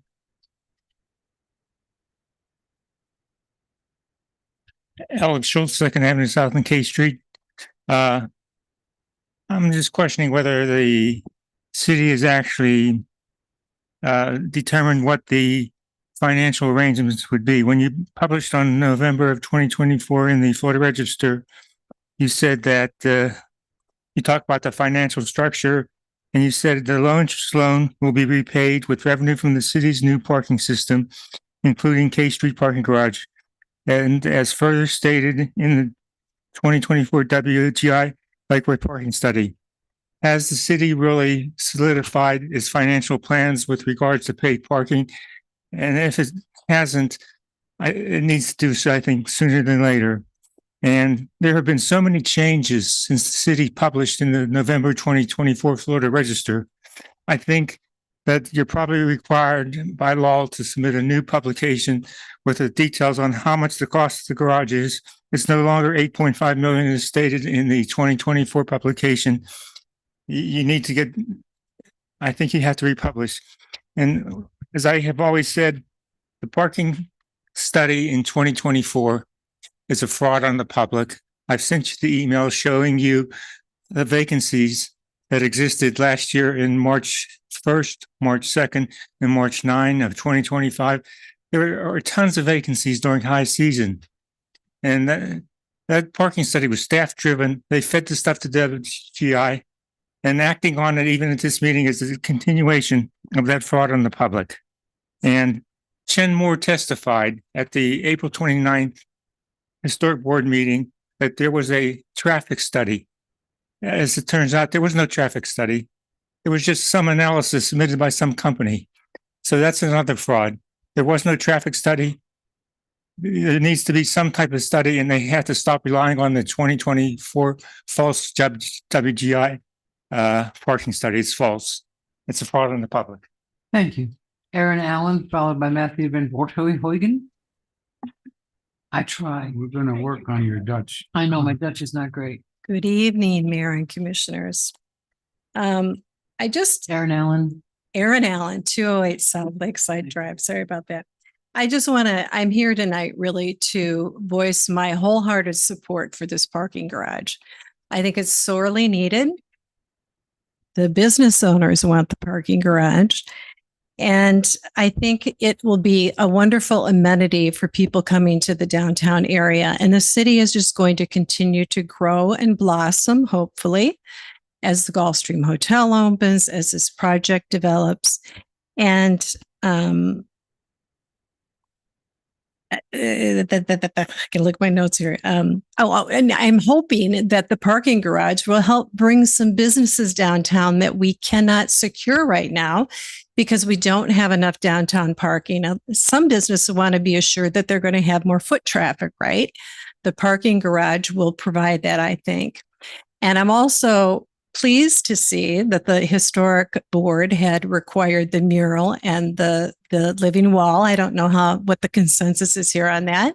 I know it adds money to the budget, but I think if we can find $225,000 to put a gym platform down at Bryant Park that only serves a certain part of the population, that maybe we can dig deep and try and find the money to do this, because it's going to make a difference between it being a big cement vanilla block downtown or something that really could be special and a complement to the whole alley walk that they're proposing to do behind there in the alleyway. So thank you. I think we should note that Ms. Allen is the chair of the Business Advisory Board for the city. Matthew? And then Todd Townsend? I'm going to try it again. Van Voorhoeven. Van Port. Van Port. What did you do? I like how Commissioner McVoy said Oh, it. you go ahead. He has an advantage though. He did. I do. Do you have my blue card? I do. Can't look it over in case I need to. All right. Thank you, commissioners. My name is Matthew Van Voorthuizen. That's how Commissioner McVoy taught me anyway. Most people say Van Voorthuizen. 302 North B Street. In principle, I am not opposed to a parking garage. I think it can be a very good way to enhance walkability. But if we don't do it right, we need to just take a step back and reevaluate. And right now, we're not doing it right. We didn't do the Bohemian right, and we didn't learn from those mistakes. We did not redirect traffic toward the Bohemian, and that's why it's not being used. And we don't have a good plan to redirect traffic toward the garage either. So it's not going to be used on K Street either. We need to make sure we get that right. We need to restrict spaces that are right in front of businesses that are prime spaces. We need to start charging for them, and that's going to help raise the revenue to actually pay for this garage. But because we do not have a plan in place to do all these things and to implement always stop signs and make it easier for cars to actually get to the garage and for people to get to the garage, it's not going to work. And also, we need a place for bicycles to park downtown. So, I mean, while we're doing the garage, we could put some there. But while we're at it, how about we put some bicycle parking spaces at every block throughout our downtown as well? Thank you. Thank you, Todd Townsend. Followed by Catherine Kohlmeyer. Could I have my blue card back? Yeah.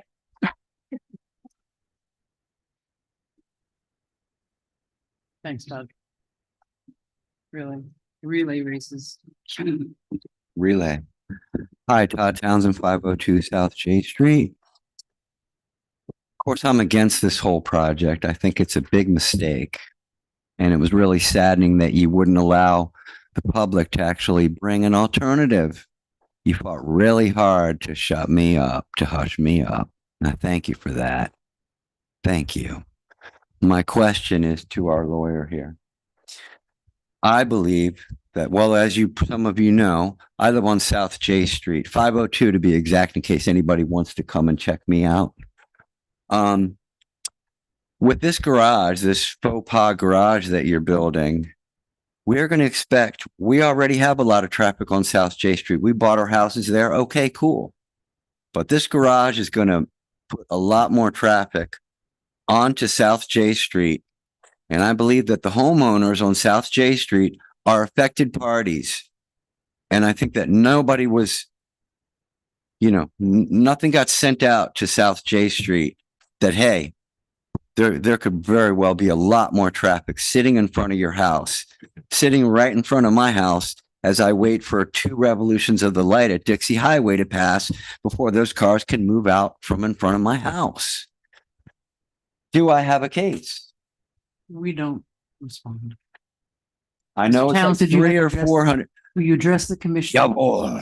Thank you. So it's 300 to 400 feet away from the area. Okay. I think that we need to bring in all of South J Street because we are in fact going to be affected by this. And I know you don't care. You're out of here in a few months. You don't care. But I think that should be something should be dealt with. I think that South J Street should be notified. And I think that the people on South J Street right up to 6th Avenue should have their say. So that's all I wanted to say. Thank you. Ms. Colmar, followed by Ginny Powell.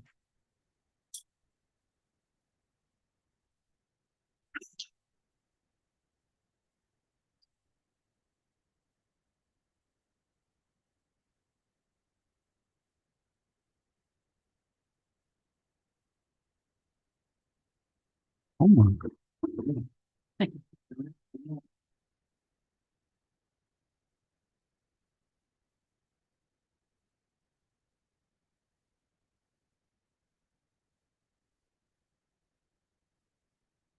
Catherine Colmeyer, First Avenue South. I'm here presenting this petition I just handed to the members of the commission and the city manager, assistant interim, on behalf of Lake Worth Rural and the 121 people who have signed it over the last just 2 days. This has been emailed to all the commission, but it wasn't emailed until after 5, so I think you won't have seen it. And I'll read it. This is the petition that the people signed. We, the undersigned, ask the City Commission to publicly release a complete funding plan for the proposed K Street parking garage before making any additional financial commitments to the project. Residents deserve to know how the garage will be funded, whether paid parking or new parking fees will be required, whether taxpayers will be responsible for any portion of the cost, what the total budget is for the garage, soft costs, hard costs, relocation and restoration of historic homes, maintenance and operations, how much is budgeted for contingency, inflation and escalation, what the guaranteed maximum price is, how many spaces will be leased to residents in new developments. Transparency should come before additional spending. Before another dollar is spent on the proposed garage, show the public the funding plan. And in the packet I handed you, there's the petition signer and the comments they left you. And tonight may not be about the finances, but we are shocked that the garage has got this far without any agreement on how this will be paid for, and with changing about how it will be paid for. From there's going to be paid parking. Now we have one commissioner say there will be, another commissioner say never. It's very, very inconsistent. Thank you very much. Thank you. And thank you for this. Ginny Powell. Followed by Lori Whitkin. Jenny Powell, 224 North Palmway. I'm pretty sure most of you support a no on property tax reform in November. I also support a no vote because I still believe that government exists for the greater good, and we all need to pay for services that we receive, like libraries, parks, roads, etc. However, one of the main reasons voters all over the state say they will vote yes to eliminate some property taxes is because they're frustrated with by the lack of accountability from their elected officials, and that their taxpayer dollars are not being used wisely and effectively. They want electeds to do better with the funds entrusted to them and with greater transparency. So there has been little to no transparency regarding some of the key questions about this project, which Catherine just went through them more so than I intended to. But I don't believe the entitlement should go forward until these questions are answered, mostly about funding, but not exclusively. One, how will it be funded? Will taxpayers be responsible for any portion of the cost? Will we have paid parking downtown? What is the total budget, including long-term operation and maintenance? How many parking spaces in the garage will be leased to residents in new developments? Voting to approve the entitlement without answering these questions is reckless, irresponsible, and a disservice to your constituents. Don't give Lake Worth Beach residents a reason to vote yes on property tax reform by failing to be transparent about the garage. Please vote no on this entitlement. Thank you. Thank you. Lori Whitkin? Oh, followed by Nancy Udell.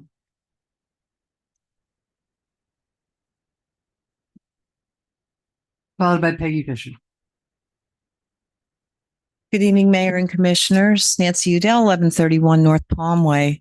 I watched your quarterly budget review on the YouTube, and it was excellent. So thank you for doing that.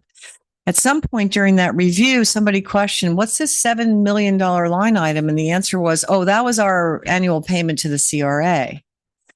And I'm just wondering, what is the CRA doing with all that tax dollars? I think this project, the museum and the garage, which is a condition of the museum project, has been driven by the CRA from the beginning.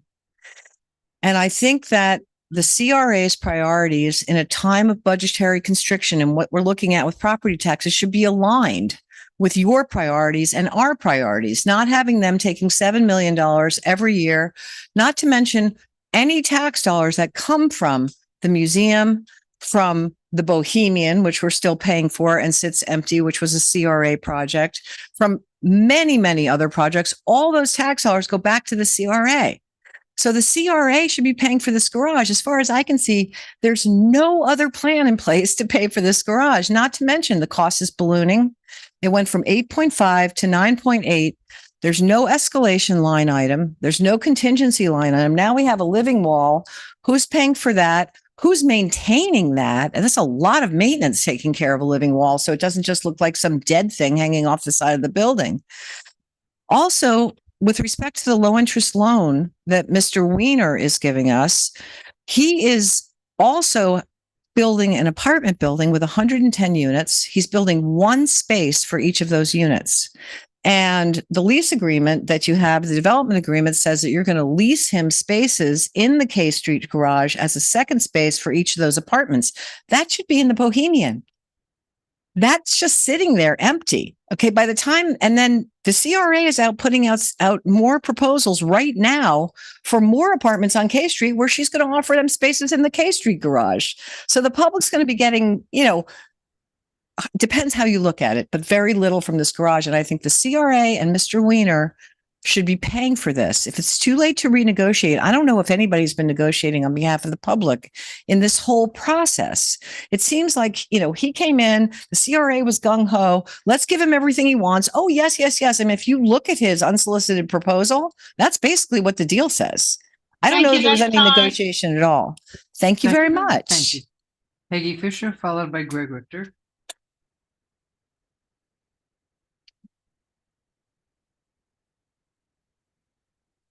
Peggy Fisher, 508 North A Street. I'm tired of hearing comments about the Bohemian Garage. It is not a city-owned facility. Yes, we entered a previous city manager long ago, probably before any of you were elected to sit up here, entered an agreement which bound the city. So if you're unhappy with it, go over to Palm Springs and talk to Mike Bornstein. But to come up here and yell at people about Bohemian being empty when, sorry, it wasn't their decision. I support this garage. I'm glad to hear the affected party, Amy Ferreter, talk about her positive support for this garage. I think we should use her expertise in areas of natives. And I think you all are, for the most part, most of you are looking at all the options. There has been plenty of information released about the cost and the payment and who's paying for what for this garage. And the CRA is paying a substantial amount of money for this garage. And for people to say they don't know, then they haven't looked, they haven't paid attention, or they haven't gone back and looked at old meetings. So I support this 100%. Thank you. Thank you. Greg Richter, followed by Wes Blackman.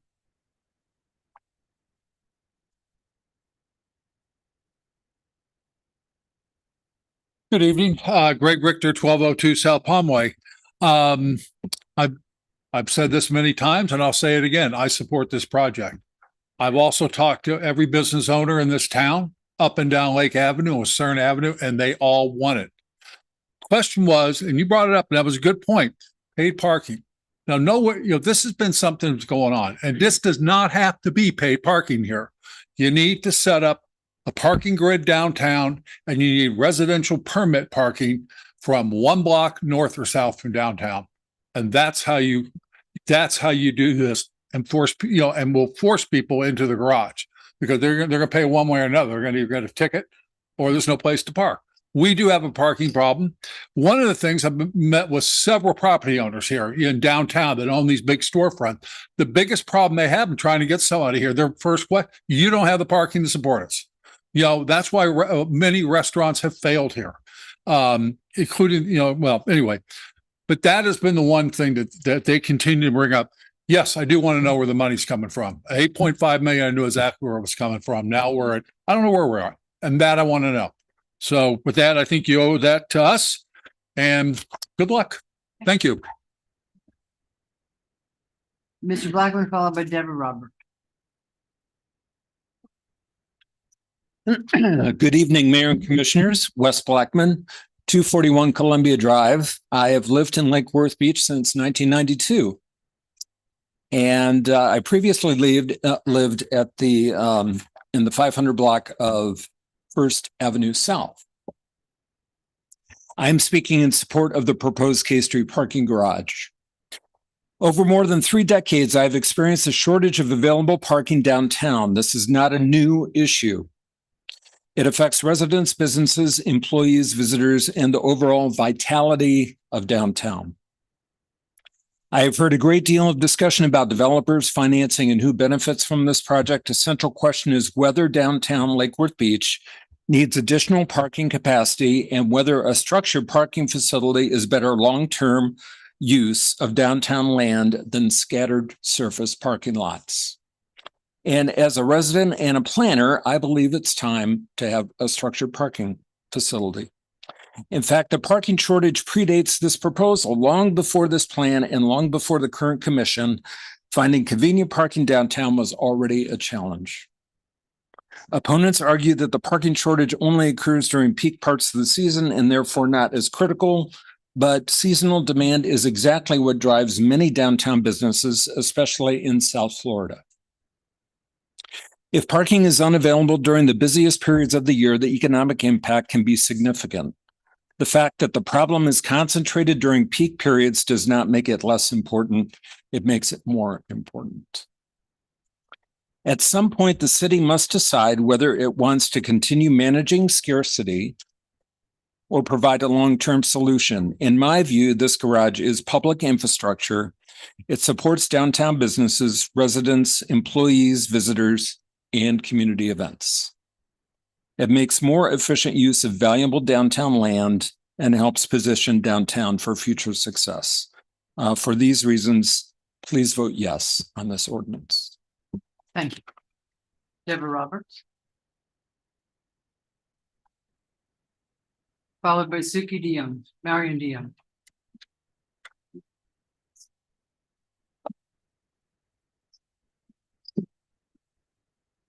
Good evening. Deborah Robert, 127 South K Street. We've owned and lived in the affected area of the garage site full time. I think I'm not the only one in the room who can say so. We lived there for the last 11 years. And in that time, we've seen a marked shift in parking density that will do nothing but multiply in the years to come. I spoke with multiple businesses and building owners downtown and attended the business ad board and the Strongtown meeting about parking. Even the hosting business owner of Strongtown expressed the need for a garage. And sadly, his business no longer exists. Building owners of vacant space told me successful regional establishments love the idea of being here, but they can't. They count either plates or sales per day. Part of their viability study entails a parking space count to meet that need. Well, we don't have it and we've not answered for it. The garage could signal our understanding of future need and allow for a renewed look at our commercial offerings. And this is why I approved of the Bohemian Garage, which a lot call a waste. Well, research the ownership of its surrounding properties. That entire corridor will boom over a short period of time, and we're already prepared for it, and nobody's going to be laughing then. For now, let's partner there for valet, special events, and employee parking for here as needed. So the Bohemian was executed based on facts, looking ahead, knowing what the area is zoned for. It's the same here. Downtown businesses are most impacted. They can be the best judges. And for what they hear from customers and experience every single day and night, I trust the support in this above all others. And going vertical on a permanently zoned parking lot instead of parking sprawl, it just makes sense. And I do love the native plan idea. Paid parking was looked at decades ago. It's good to review scenarios now, regardless of the garage. Down the road, it might mean a few hours free and then a low cost after adjusting as needed, and needing a radius for local residents parking and employee considerations. Expansion of the circuit citywide would also go far in alleviating parking density and emissions in our city center. I hope we look at that. Downtown will expand to First Avenue South. I knew this buying where we did, and I believe we'll see new interest in empty storefronts because we'll show that with this garage, we're finally in tandem with the needs of even modest growth. And I thank you for your time. Thank you very much. Marion Dion?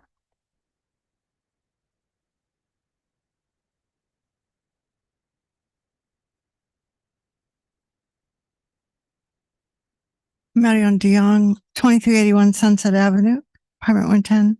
I want to talk in support of Nancy Udall and Catherine that passed you all the petition that 127 people signed against this garage.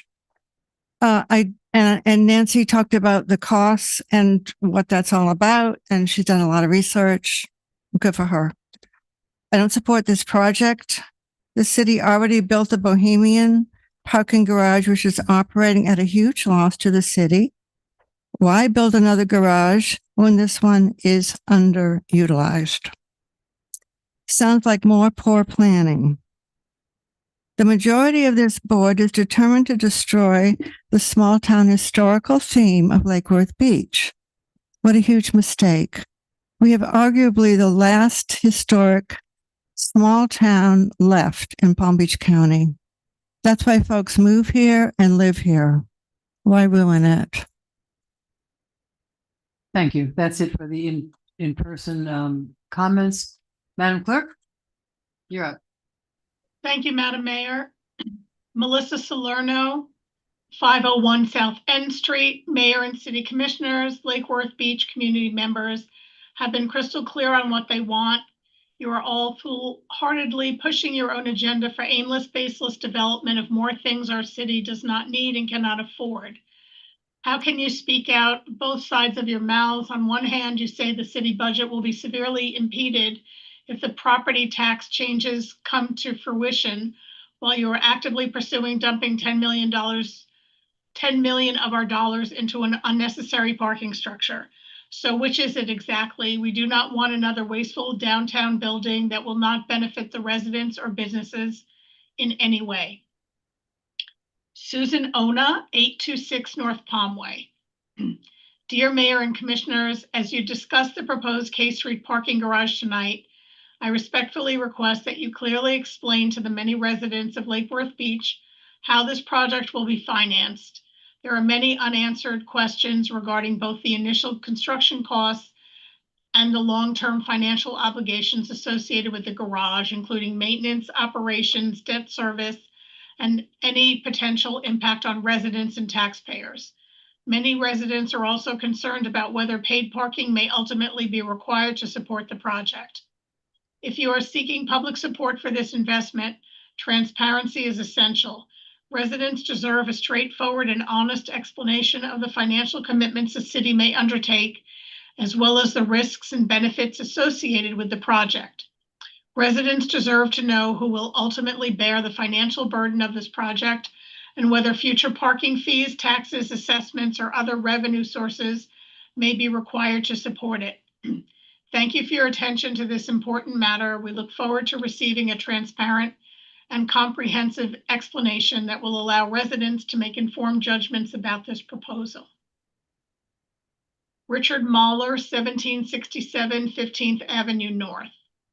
In addition to the Lake Avenue Street and Mobility Plan I submitted to you all via email, I want to express my support for the K Street Parking Garage project and advocate for the passage of tonight's items. The available parking issue has been discussed on and off since the 1960s, with expansions of Lake Lucerne and Dixie Highway exacerbating the issue in the 1970s. Parking and downtown access have been recurring challenges for generations, and paid parking itself existed in a productive form downtown from the 1940s through the 1970s. This is not a new problem, and it requires a long-term solution. The K Street Parking Garage is an integral part of that solution. To those who argue that a garage will somehow hurt downtown, I would simply ask them to look at where we are today.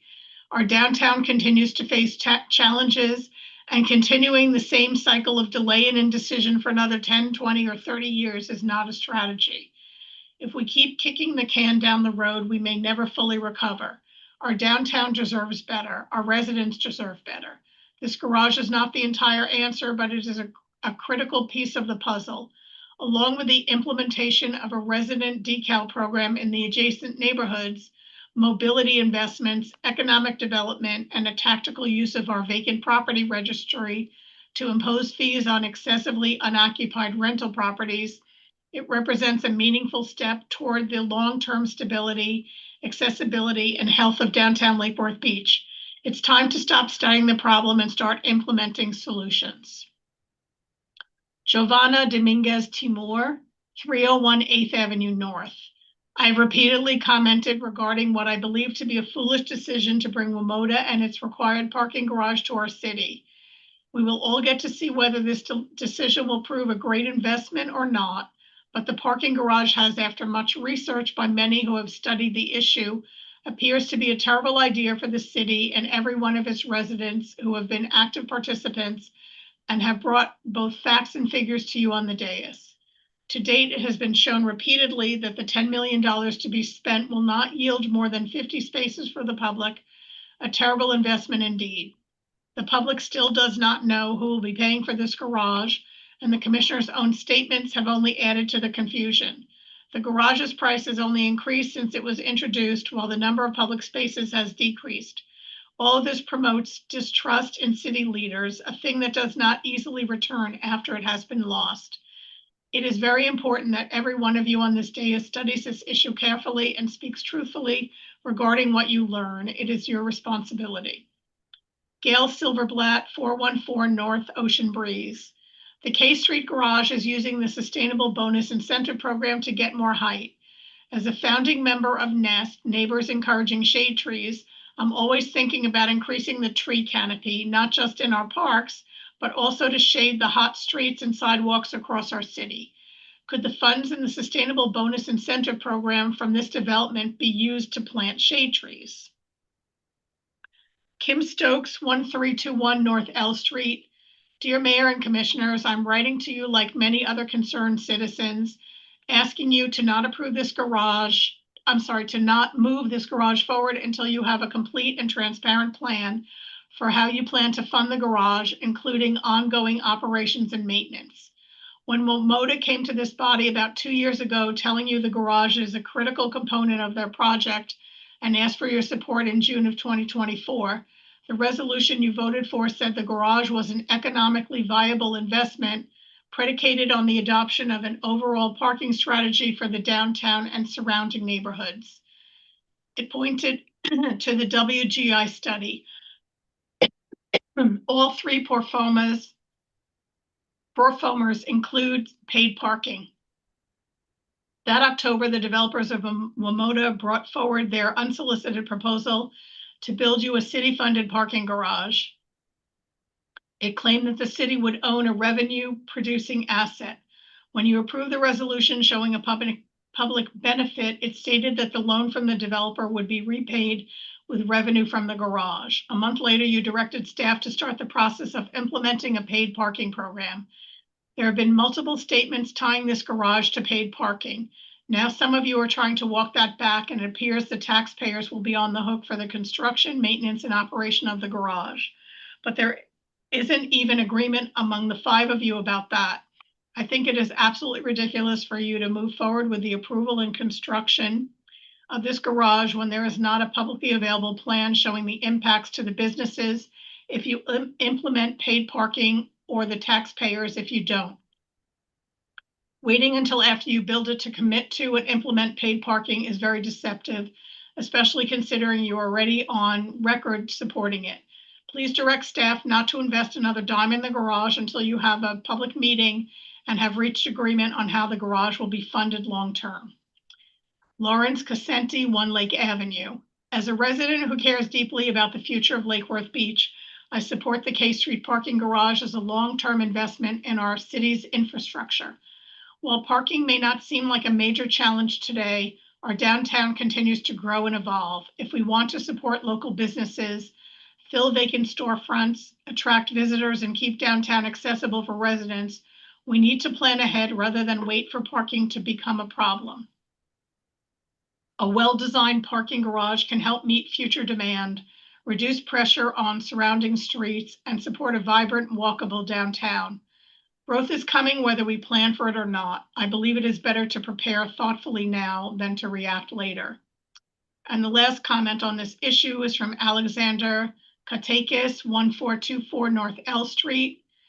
Mayor and City Commissioners, I am against the building of this parking garage because I have not seen nor heard why it is necessary. I frequent our charming downtown often, and it is bustling, evincing the fact that people have found parking or made it downtown via other means. Even on those jam-packed evenings such as Christmas parade, for a city to go into such debt for a project that is neither necessary nor guaranteed to pay for itself, while at the same time selling the aesthetics of our town is reckless. I urge you all to vote against this project. That's the last comment on this item, Madam Mayor. Okay, thank you. We're still in public comment, and Richard Stowe snuck in after everybody. He snuck in. Good evening. My name is Richard Stowe, 414 North Federal Highway. Please speak up. Let me get into the mic here. Richard Stowe, 414 North Federal Highway. I actually flew in today and I saw America from South Carolina down to Fort Lauderdale, and I saw the grotesquely oversupply of parking in areas across those 2 states. And what this commission and its adherents like that serve the commission, the staff and their consultants have focused on is parking supply. What is really at stake here is parking demand. And in transportation planning, there's something called transportation demand management. Well, there's also parking demand management. And to achieve that, you have to study your existing current conditions, like how much parking is being used, when, what time of day, what month, what season of the year. And after doing an exhaustive study of that, then if parking shortages, if you will, are exist, you then create performance parking pricing. And what does that mean? It's a public benefit, performance parking pricing. You charge the least amount you can possibly charge at any given time of day, any day of the week, any month of the year, any season of the year. And then with that, in order to make that effective, you have to establish a parking benefit district. And so in this case, it would be the downtown that we're all concerned about. Could there be other districts? Yes. But all the money that you accrue from that performance parking, you end up pouring back into that district, the district we so much care about and so much want to improve. This is. That's time. Thank you. Thank you. Okay. We've had public comment and we're going to close public comment at this point and go to commission questions. And I see Mr. McBoy. Let's get Mr. McBoy starting up. Madam Clerk, we have the 30-minute rule. We may go over 30 minutes tonight. I don't believe that applies for quasi judicial hearings. Okay, Madam. great. Then we don't have the minutes.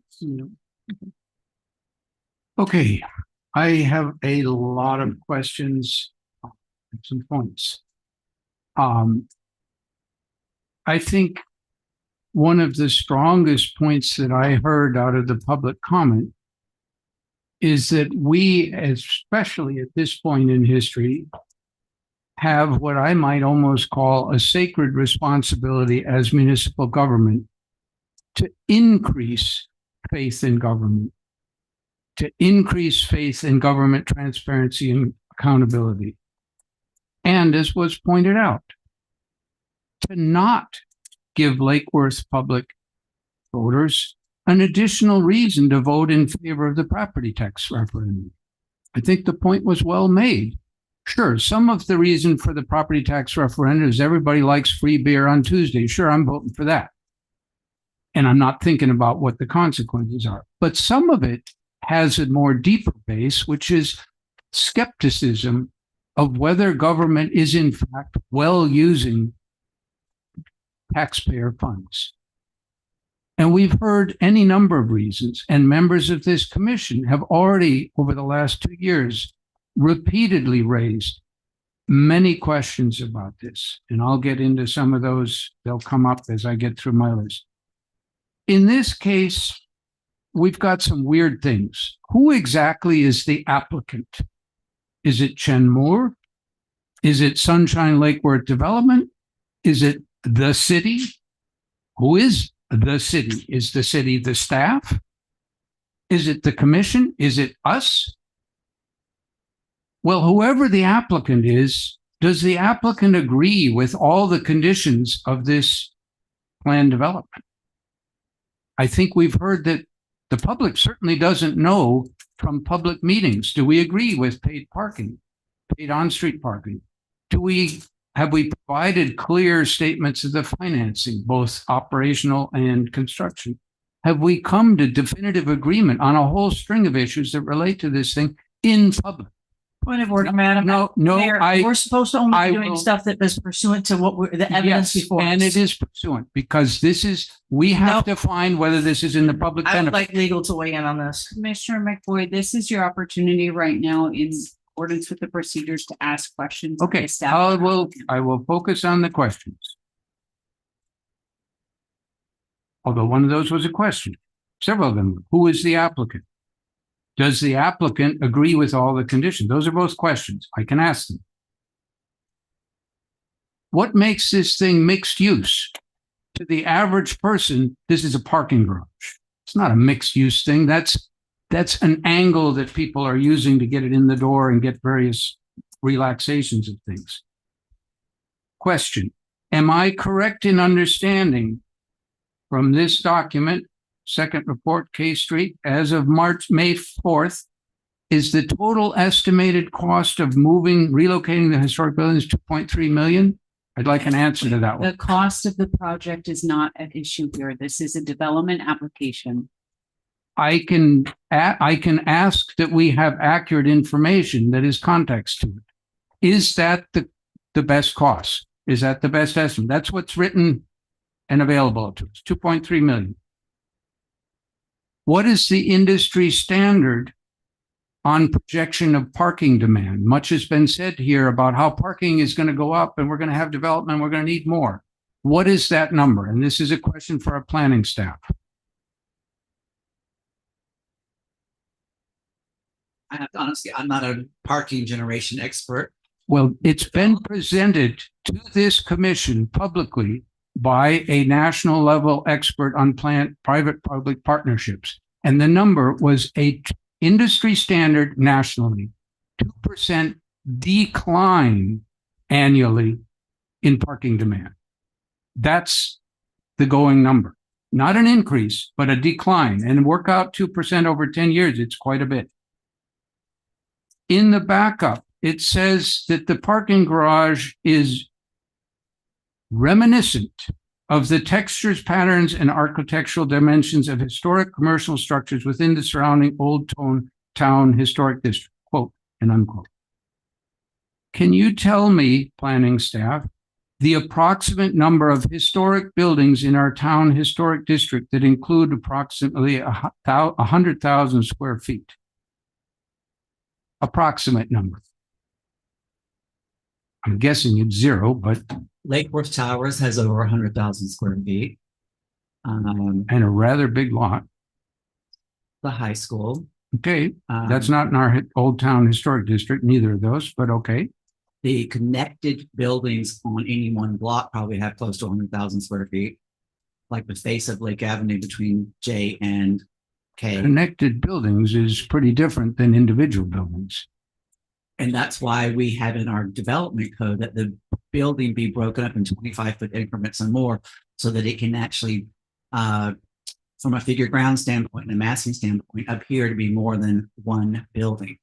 Most codes do not have that requirement. Ours does, so that the building modules that are utilized to create a bigger building are some kind of ratio of what we already have consistently historically, which is 25 I'm not feet, seeing that in 37 the and a half or 50. in the drawings. I appreciate that and I see the logic of it. I'm not seeing that in the drawing.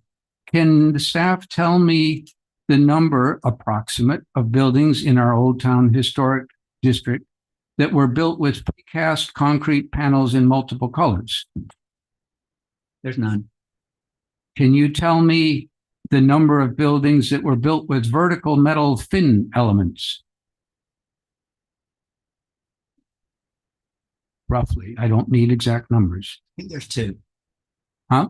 2, I think. 2 out of, let's say, 100. Built with horizontal symmetrical eyebrow detailing. The backup says reminiscent of these things. I don't know what the hell reminiscent means in this case, but what I'm hearing is the assertion that this is somehow compatible with our architectural stuff. Doesn't have a very strong basis. Okay, another question. In a recent presentation to this commission, staff came up with 12 lots and 400 spaces that would be available in those 12 lots for a special event. But they came up with that. That's 400. That's way bigger than the demand that we don't meet on Friday and Saturday nights for a few hours, once in a while.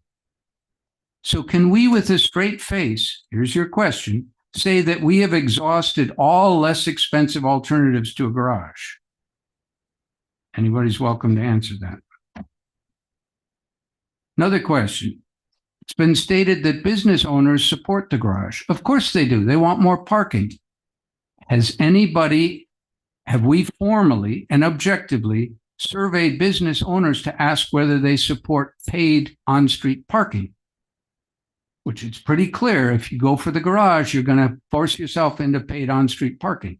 And we haven't asked that question. I have asked a number of business owners, and they are uniformly against it. And non-paid on-street parking in our downtown is one of our competitive advantages as a city. Okay, I got a few more specific ones. And these I do need answers for. On the green wall, did HRPB approve it as a living green wall? Or as a Sherwin-Williams, I paint some green paint on the wall?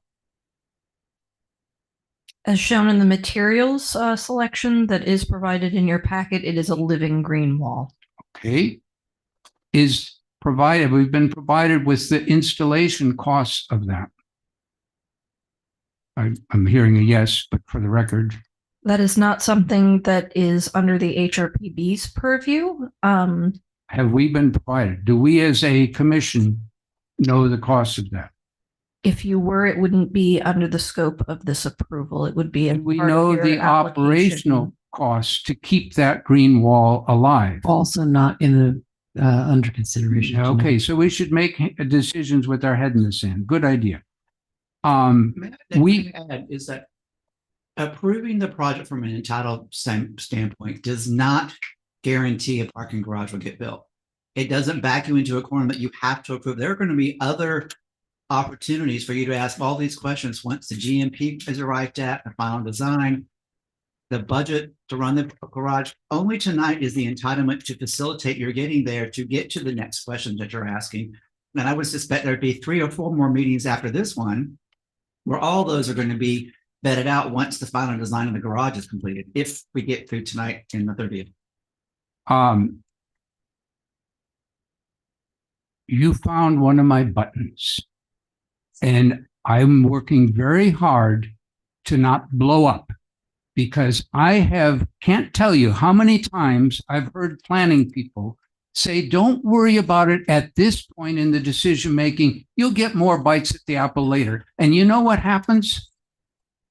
Later on, they come back and say, oh, you already decided that earlier. So in fact, you don't have those options. I do not buy that approach to governance. It's not a good one. All right, let's get to some other specifics. What is the drainage plan for this garage? We are asking for a waiver that lets it go to almost filling the full space of 5 lots with impervious surface. What is the drainage plan for where all that water is going? That will be developed as part of the construction documents. They will have to meet the performance standards as any other project would. More than likely, it's going to be exfiltration trench and storage of water underneath the parking garage itself. And you won't be able to do an exfiltration trench underneath the thing for that big. I've been involved in those. Has the drainage plan been reviewed by the Water Management District? The answer is no.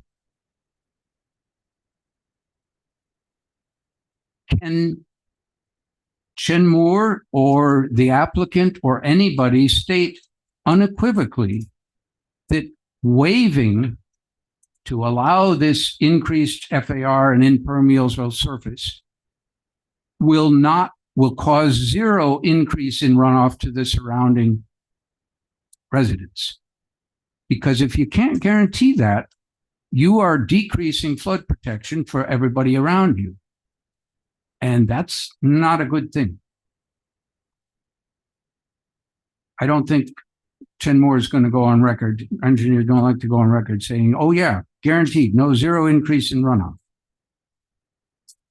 Sustainability bonus. What is the basis for granting this sustainability bonus of going up in height?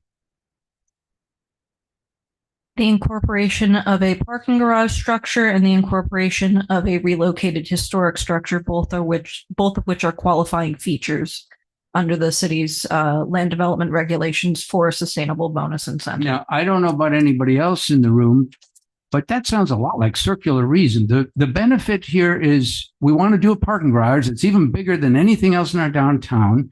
And the reason that it should get that waiver and that benefit is because we're building a parking garage. I think I got confused in the hamster circle there, but okay. I would at least request that the applicant, which is us, the city, just like any other developer, our rules changed a few years ago. The sustainability benefit, we pay half of it to the city and you do something for the other half. We definitely should not be waiving that benefit. That should get paid, and it should get put into our tree canopy fund. Give ourselves more trees in the city. A request that I've got is if we make any more changes, we at one point, at one of these earlier meetings, it says we'll get to revisit it later, we established a $1 million fund for W Motive, Sunshine, Lakewood Development, whoever you want to call it. A $1 million fund was in lieu of their providing adequate parking. We've been using out of that fund to pay for redrawings as we change our opinions up here and new drawings. That $1 million was supposed to give us in lieu of parking. Now, I don't know about you folks, but if you've ever tried to park on an elevation drawing, it's hard to do. Doesn't work very well. So there was no in lieu of. I'd like to propose to my colleagues here. There's been concern. I know we're not talking about cost, but it's relevant. Let's put a cap.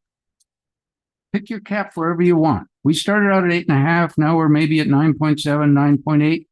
Depends on whether you include that 2 million for the relocation. Depends on whether you include the lots that we gave away for free. Any increase over whatever that cap is, Sunshine Lakewood Development needs to pay it, not us. Again, not under the Hang on, orders I'm of not what done we're with my talking about. questions. Well, I'm answering that question. I take that back. I think it covered, well, originally we were promised a relocation of 4 buildings. We're now down to 1. Got a problem with that. I do want to know, and I would like to get an answer, what is the relief? This city has already granted green wall permissions for several buildings around town. They are brown walls because they didn't work. If this one runs the same direction and turns into a brown wall, what is the relief? Because HRPB said you can only get a certificate of appropriateness if you put a living green wall on it. And if it dies, who's responsible?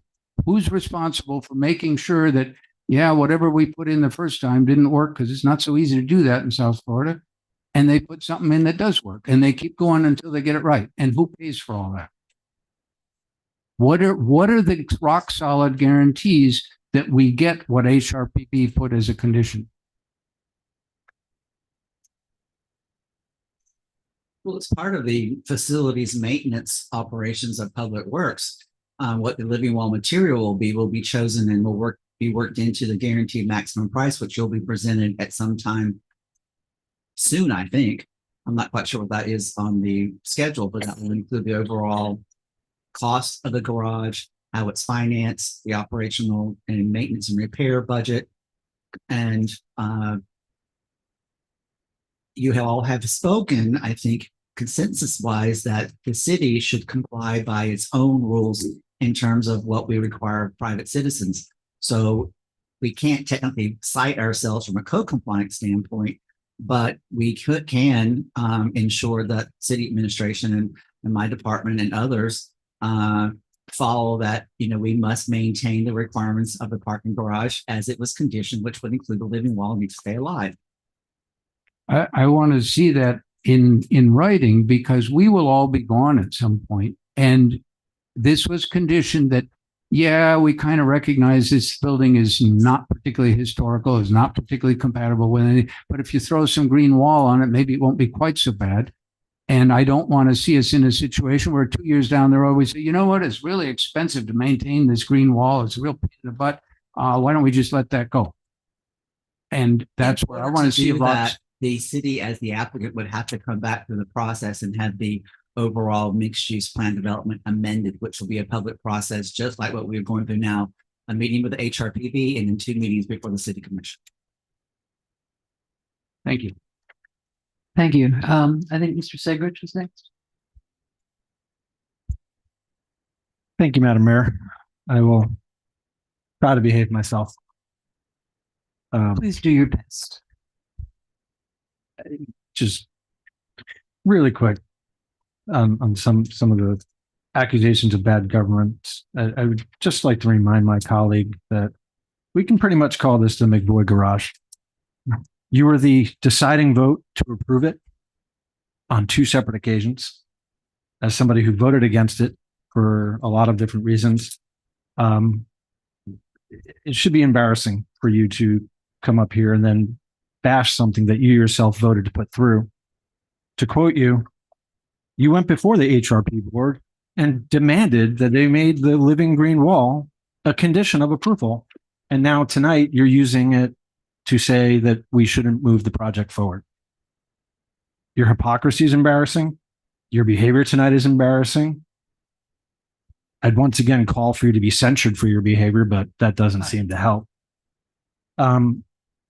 this is a quasi judicial hearing, and we're supposed to base our decisions on the evidence presented as to whether or not this site plan adheres to our comprehensive plan, strategic plan, other plans that the city has. It is to weigh the evidence that is brought before us by the affected parties as well as the public. You've just spat in the face of all that, and I'm embarrassed for you, sir. Now, I do have some questions. I did see in the presentations that we are presenting a two-story option for the 17 South M Street buildings, as well as a connected option, and then a third option, I guess, to do nothing. Is that so that these elements are all included in the site plan? So in the future, we would have a choice of that to decide on? Yes. As Ann described, we studied what would be the largest amount of space that could be added to the two buildings to tie them together, which is just over 800 square feet. And that falls within the upper limit of what's allowed under the mixed use urban plan development. We can have nothing. And the condition was that if we decide to connect the buildings, that new construction or addition to the historic building would have to go back before the Historic Resource Preservation Board. But it leaves you the latitude to just move the two buildings, do a ramp, or go as far as designing some kind of two-story hyphen or even a one-story hyphen. And then that construction, how it would look from an architectural standpoint, would go back before the HRPB for a certificate of appropriateness for an addition. Okay. So the modifications to that historic building would not destroy the historic integrity of that building. Okay. In terms of fitting in and fitting with the historic nature of our downtown, I believe it's been said on many occasions that one of the defining features of our downtown, that it is multiple connected buildings, each of different architectural styles. Is that correct? And so it's in the design of this, we've accounted for that by having it broken up, the facade. Yep. That's, as I was talking about earlier, under our site plan qualitative standards and our building qualitative standards, we came up with, and this applies throughout the city, not just in the historic districts, is that smaller component buildings or collections of those smaller components to make a bigger building is more appropriate for Lake Forest Beach than one great big edifice, such as a couple of them that we're very familiar with and don't quite like. So the parking garage was designed from a modular standpoint, keeping in mind that it would be a prefabricated type construction, but how could we break that elevation up as much as possible to have it appear like it'd be more than one building? I think it's actually got 7 bays. And from a historic preservation standpoint, new buildings that are being constructed, I believe we've been advised that they should distinguish themselves both in materials potentially and the overall architecture from the existing historic buildings. Yes. Okay. Then in terms of one of the questions that was asked was about the alleyway by the affected party. And I'm just wondering, is that alleyway or that side of the building going to be connected to the art walk? I couldn't tell from. That's up for further consideration. The effective use width of the alley as it is today is not going to change. Likely the surface of the alley will be improved because I highly doubt they'll be able to build a parking garage without having some damage to that surface of the alley. So it'll likely have to be repaved. So there will still be 10 feet of effective use area width-wise for the alley, and the entire length will remain the same. There is a concept to include the art walk all the way from M to L, L to K, K to J. Funding for that is kind of up in the air for that last block. We've talked about having a art walk in remembrance or memorial or recognition of Ms. Frankel, who's a real art proponent, and asked for money from the federal government. Joan and the CRA and I have batted around a number of ideas of how to continue that art walk to get it all the way to J. It would not be totally crazy to have it somewhat continue down the alley as well that goes north south. Yeah, I think that might help address the concern of re-beautification of that alleyway that the affected party had. Okay.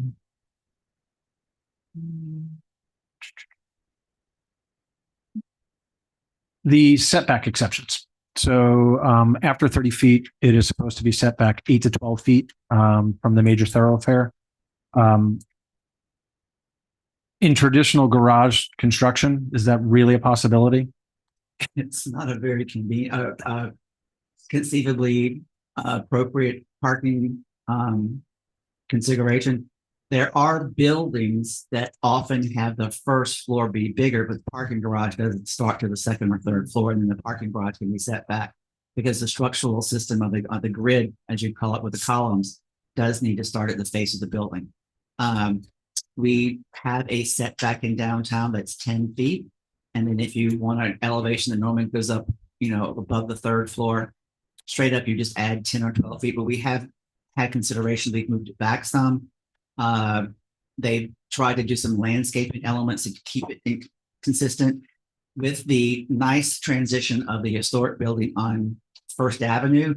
We more than meet the requirement for that step back on that side. And then we also do from the alley side, which technically this is an odd way. It's a non-conforming lot because we really don't have a rear. The rear would actually be the alley side. But if you were developing it, without the First Avenue component of parcels, that would be the back.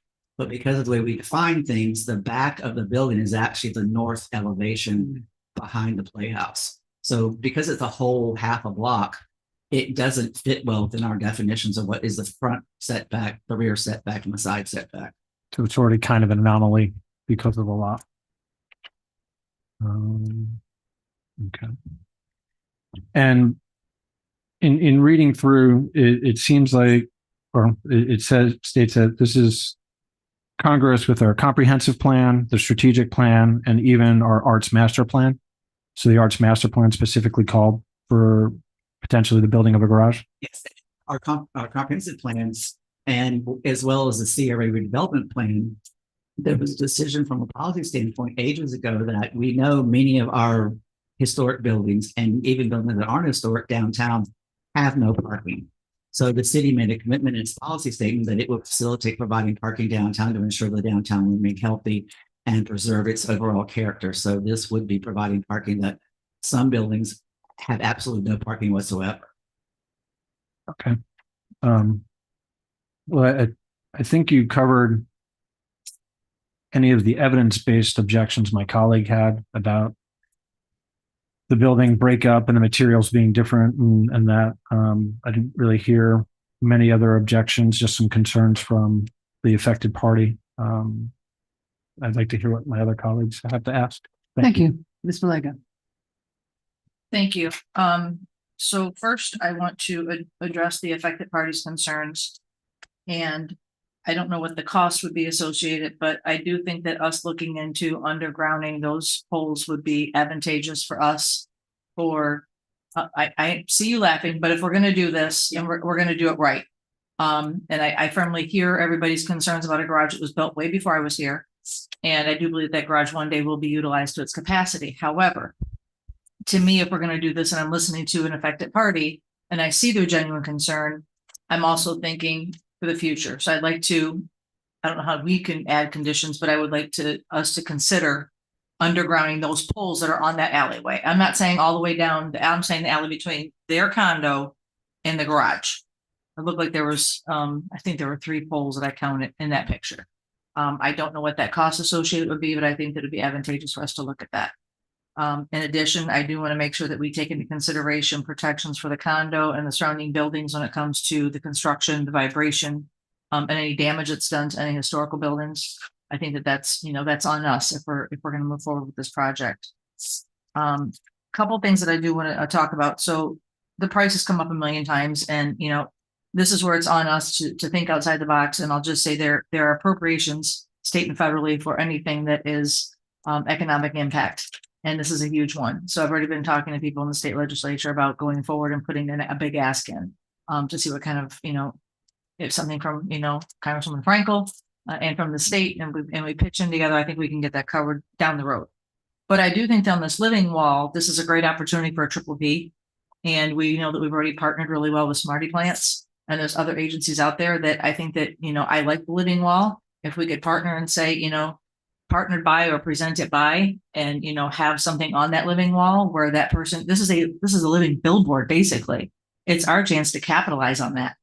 And I think I'm 100% in support of it. I don't know how my colleagues feel, but to me, to hire the right company or do a triple P with the right company to keep that living wall alive, not put it on our staff, not put it on us, and give people an opportunity to advertise, that's a win, right?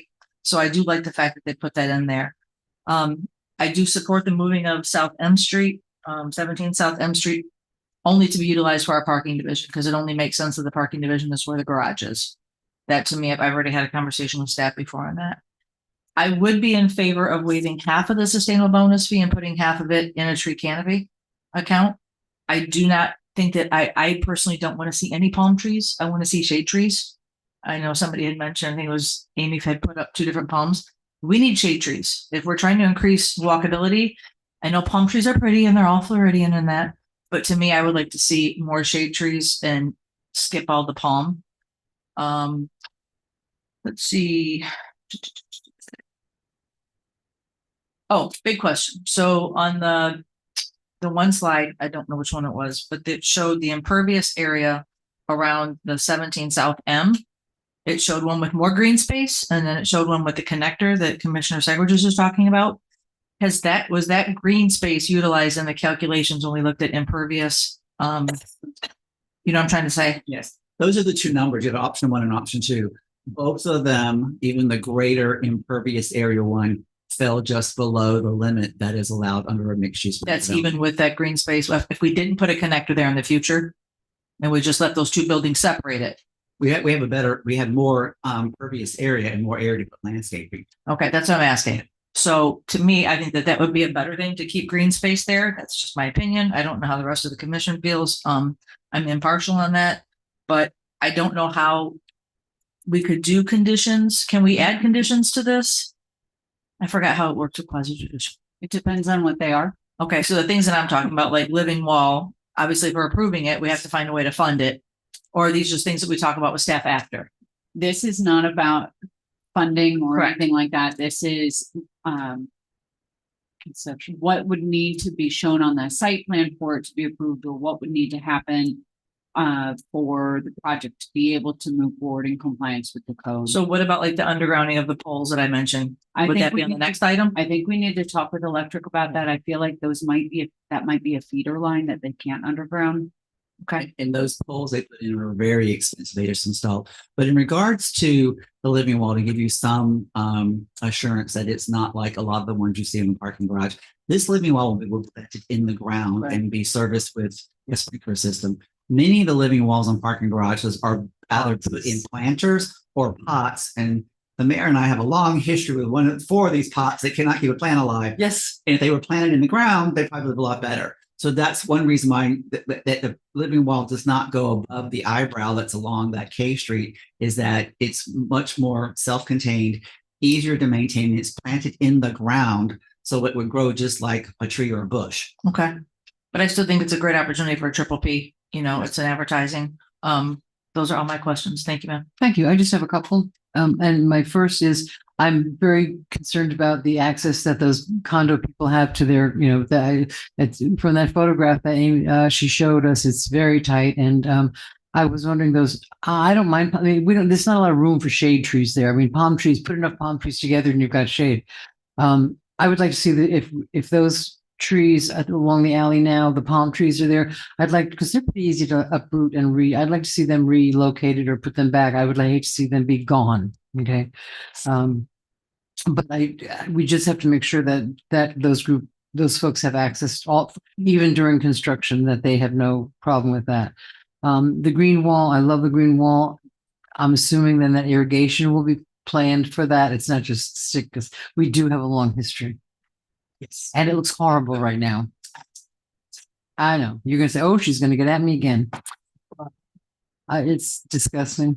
I'll put water in a can of water to my. You better, because I'm sick of complaining about it. The Nestle is really native plants. I think that makes sense. And again, I have no problem with palm trees there because it's a really limited space. security, that's the thing that I'm sort of concerned about. My concept about this is, we don't want this to become a place where sort of people hang out. So in terms of a condition would be, as far as I'm concerned, I don't know what time businesses close downtown, 2? Yeah. Well, I mean, the closing time is whatever the closing time is. I would like to see that at close, you don't have to go home, but you can't stay here. There's a sweep by the sheriff's office at whatever, 2:30, whatever that is. So nobody's in there. It's going to kind of causes a little bit of a problem. And I'll explain why. Some of the employees downtown work well beyond 2 a.m. Okay. And likely employees will park there. Well, then let's say 3. And there's also a potential that residential people will like to lease spaces in the garage and their cars will be there probably overnight. Well, then we can do that on the first, and I want a gate to come down so that people can't go in there during the night. I want it secure. I don't want this to be a place where, this is such a convenient little dark space to hang out. And cameras as well. I've mentioned that to staff. What? I don't think you can do some of that. We can put as a potential condition, but when the project for the guaranteed maximum price comes back in the design, you might lose that gate or not, because it is something that hasn't been priced from the beginning. Because we talked about having a gate or not more than a year ago, and it was sort of decided a consensus that we wanted the garage open, and the gate cost a lot of money, and card access in and out, and we didn't want to have it manned, and we're the whole. No, I'm talking about there's for the staff at the whatever the time that is when everybody should be out, the gate comes down. If you got too drunk and you left your car there, you left it in overnight. You Uber home.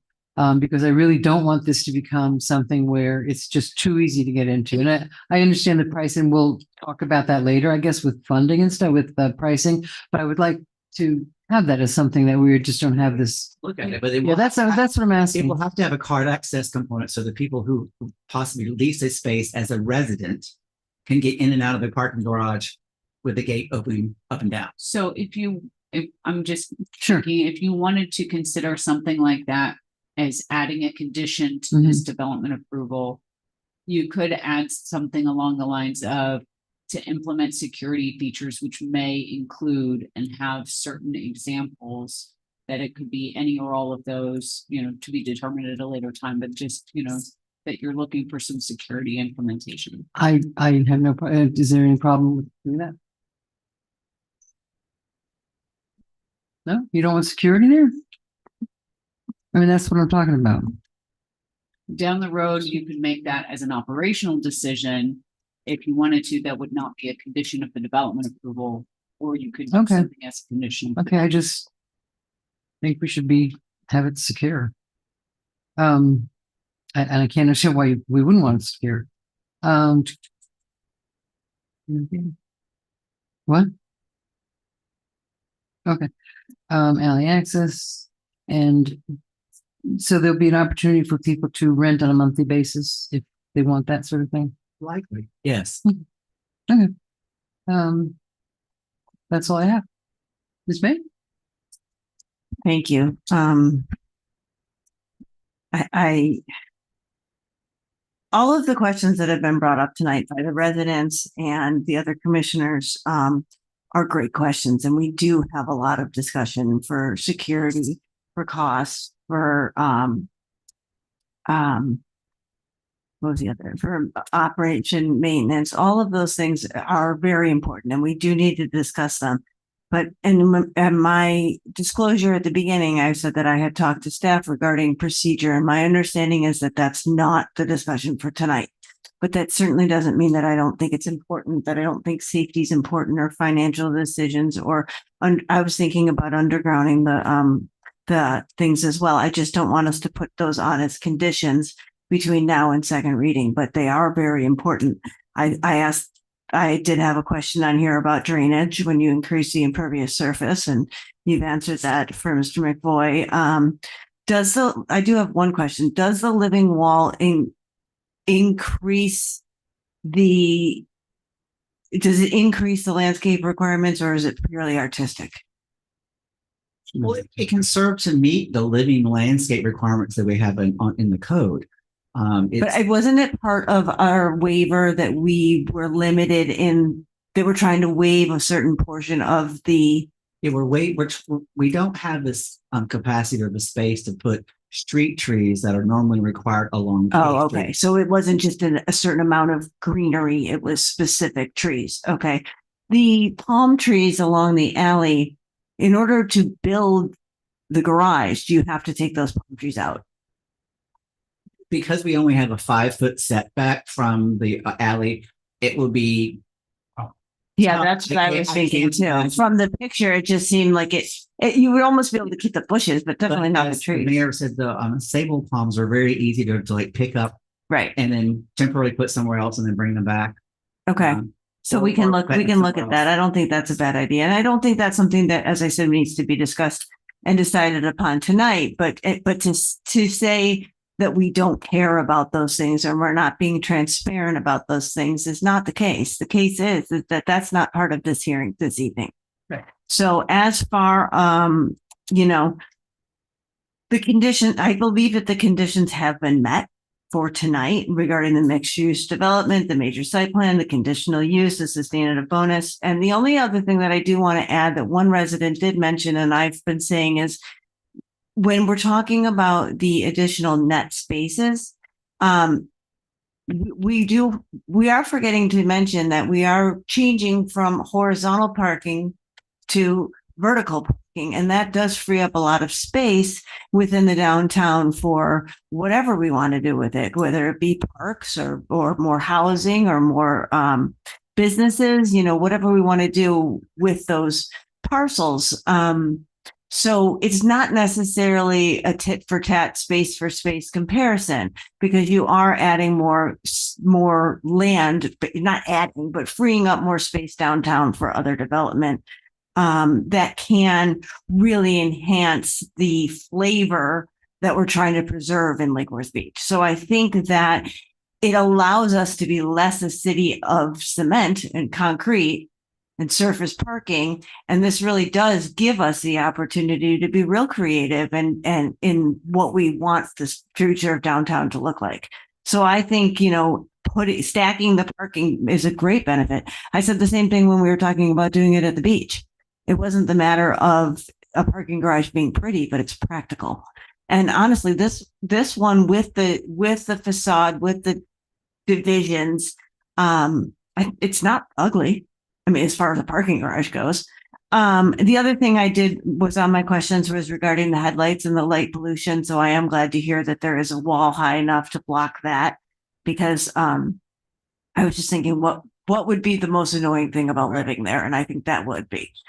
And I think, I'm glad HRPV put in the living wall and the mural. I think that they're both going to be aesthetically pleasing to the project. And to Mrs. Allen's point, if we're going to do it, we're going to do it right. And let's do that. I did have a concern about the irrigation. So that was one of my questions, was how are we going to do that? So I'm glad you brought that up, where it's irrigated just as any other ground level plant would be.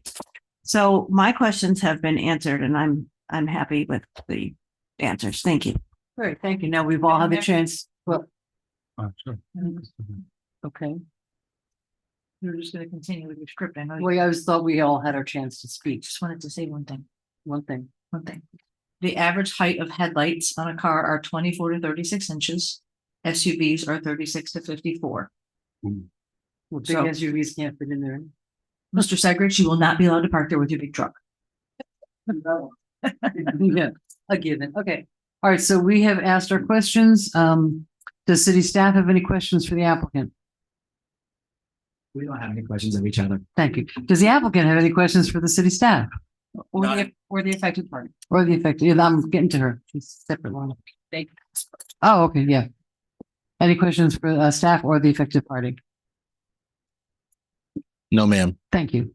Does the affected party have any questions for the applicant or city staff? Ms. Berger? She's done. She's out. She's she's there. She's just still on mute. What? I'm sorry, but I do have a couple questions. I'm going to go through these super quick, okay? One thing that I didn't mention before is the alleys. Are they going to be converted into the one-ways that I see on the site plan? Because the way it's accessed now is off of First Avenue South. And from what I'm seeing in this plan, it looks like we're going to have to circle around to South K and then like go through a maze of alleys to access. So that's going to be problematic for us. I don't know.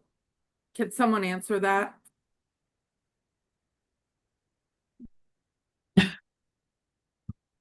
Hello. None of our, only a few of our alleys are over 10 feet. The alleys that run east, west, behind the playhouse, and then on the other side, I think are 15. They are not demarcated as being one way. They're technically only wide enough to be one way. So you kind of have to look down the alley before you get in the alley. You run into somebody. Okay, that's good to know. So it's status quo, right? Because that's what we do now, because but the arrows made me a little nervous on that map. Okay, I'll drop that. This has been beaten to death, but will we have assurances that we will be able to have access to our private property? The term vacated did send up alarms because you're actually vacating 5 feet of that alley. And we own the other 5 feet. So if you're if there's something in the plan that you're leaving, like who are you vacating it to? I guess was my root question. Part of the public rights of way. We are vacating 5 feet of the alley that the city owns to the city's parcel that will be the parking garage in order to build a larger parcel footprint for the parking garage. Okay. Area, the technical ownership is still going to be the city for the whole alley. Okay, great. That leads just to I'm not even going to go into this. This is during construction that's been beat to death, but the previous question does relate to this. So the dumpster is located there next to the Heights Law building. Is city sanitation going to be able to, during construction and all that, just you don't have to answer me here right now, but just please keep that in mind. Like we have to have the big truck coming through there. Yes, the Public Works and Sanitation are part of a site plan review committee, and they've had 3 bites at the apple in terms of reviewing the garage and how it will affect their operations. Okay, good enough.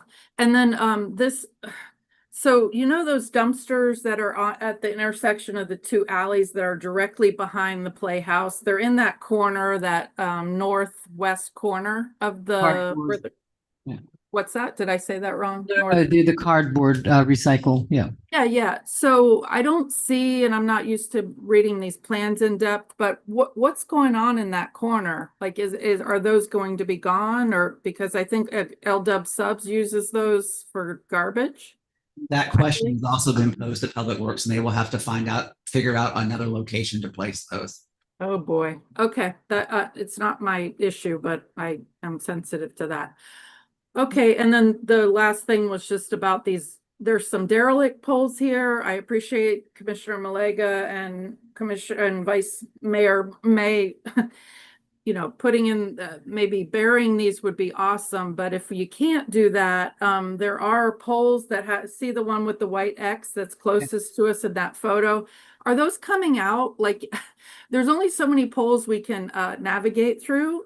And so if you have to leave the new ones, which is fine, it's okay, but please take out that old one, but all the old ones, because it's just another obstacle for us. So that's all I have. There are several poles in that area that electric utility has removed their equipment from them, and we're waiting for AT&T or Comcast or some other provider to remove their poles. I don't know which one's which, but yeah.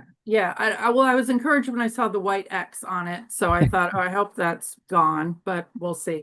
Okay, I know it's getting really late. I'm going to stop sharing, and I'm just going to stand by here, Melissa. I'll say my closing statement right now. Please approve this project. We really need it. We really want it. I just hope you take our neighboring concerns into consideration, and I appreciate it. Thank you. Bye. Thank you very much. And thank you for being so active and participating. It's very much appreciated. Does the city staff have any closing arguments? No, ma'am. think I've covered everything. I have two lights on. We've all had a chance to speak. One question each, because it's, I mean, yeah, let's. Madam Attorney, is she allowed to limit us to one question each? I would just ask you to use some consideration of the fact that everyone has had a chance. I do use consideration, but we have to follow the rules. Well, Quasi judicial hearing, got to follow the rules. I heard from my colleagues and from the affected party about 1, 2, 3, 4, 5, 6 items that could be potential additions to the conditions of approval or not. My big concern with stuff like this, and I've heard it from residents, and I've heard it as feedback from the other boards where we have a wonderful discussion like this and we say, here's my concern. I want it to be heard. Let's take the alleyway and the poles as an example. And we promise the resident that it's going to be considered. And then when actual implementation happens, it doesn't always get considered. We're dealing with one of those on South Palm Way. Clearly we check the minutes. They say one thing. What actually made it into the final plans and agreements was another thing. And then you have angry residents thinking they haven't been heard. So I would like to go through those items and see if, number one, we can put that as a condition or should put it as a condition, and then we actually vote whether we want to do that. Because I think each of you brought up some very good things, and I think we should just have it officially on the record as to how we proceed with that. So, I know, Mayor, you brought up security plan. Can I just ask a question though? I thought that staff directed us to wait until the proposal comes before us, because this is just for the plot, the land, right? I love that we want to get this done, but I just want to make sure. I don't want to get in the middle, but there are probably some things that you have mentioned that could be conditions of approval, such that to investigate security measures that are for the garage, that could be a condition of approval. That would be fine. I don't know what your other ones might That be. was the vein of which the direction I was going to go in was just that, if we felt that's important, I think it needs to be in here as a Make condition. every effort that the alley stays open so that the condo has access for So their parking spaces. Just the ones that I had written down were, that we would have a funding source meeting to determine where the funding for the moving of the house and any of these additional things would come from. Of course, we do that in budget. So I don't know if that needs to be in there. I put down an alleyway beautification plan post-construction. And that could mean burying the poles. It could mean extending the art walk. It could mean taking care of and saving the trees, saving the sable palms. A temporary tenant parking plan and construction impact mitigation. That's to ensure that if for whatever reason things go wildly wrong and they cannot access it in the alleyway, we do provide them with some sort of temporary parking, as well as we will actively put together a plan for construction mitigation. And that could include also what to do with those trash cans that are going away. The security plan. Clarification on that.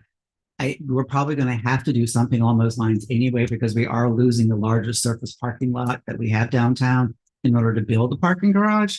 So some kind of alternate parking plan to make up the loss of all those spaces is likely. It's been talked about now for maybe about a year. It will be coming to you as to hear the ideas of how we can temporarily park and where the public and employees and stuff until the parking garage is finished. So, would my colleagues consent to adding as a condition that a alleyway beautification plan be created? I can say post-construction. Yeah. Yeah. All the way to J Street. Well, the plan we would vote on it, but we're committing to doing it. We're not getting into the particulars of how, to what extent, but that we just make sure it's not forgotten and it's memorialized as a condition. Okay, so what's your, just for what's the exact language that we're looking at? That we would commit to the creation of an alleyway beautification plan post-construction. Yes. Yep. I'm not, I'm just a little bit concerned with putting something in there that we have no idea how much it's going to cost. And what is a beautification? Are we putting in art? Are we making sure that it's not, doesn't have potholes? I mean, there's so many variables to that. I'm uncomfortable, right, putting that in there. So for me, it's a no, but not because I don't think it's a great idea. I'm just uncomfortable with the uncertainty. Yeah, I mean, I've a lot of uncomfortable uncertainties with the costing of this, but I just want to make sure that we take care of that resident need. Because if we do move forward, I want to make sure this is Well, the I'm best. sure there's residents all over the city with like alley beautification projects. Yeah, that is a concern. Okay. I hear the, yeah. So you're a no? But, well, and I didn't ask for permission. to do so. You did not. Would you like me to? I will follow your direction. Good.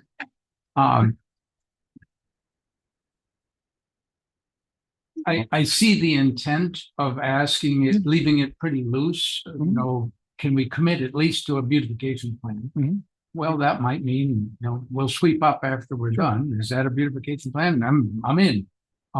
Hey, let's put in a few cocoa plums along the length of it. I agree with Amy that it's a real pleasure to see them. But are you looking at a? I don't want to get into specifics. I think that's his point, is he just that we're going to consider a beautification plan at the end. Yeah. So I guess I'm okay with. Okay. I just want to make sure that you all are keeping in mind that what you're looking at is a development approval. So if you're putting conditions of approval on it, it's that these things have to happen for this development to move forward.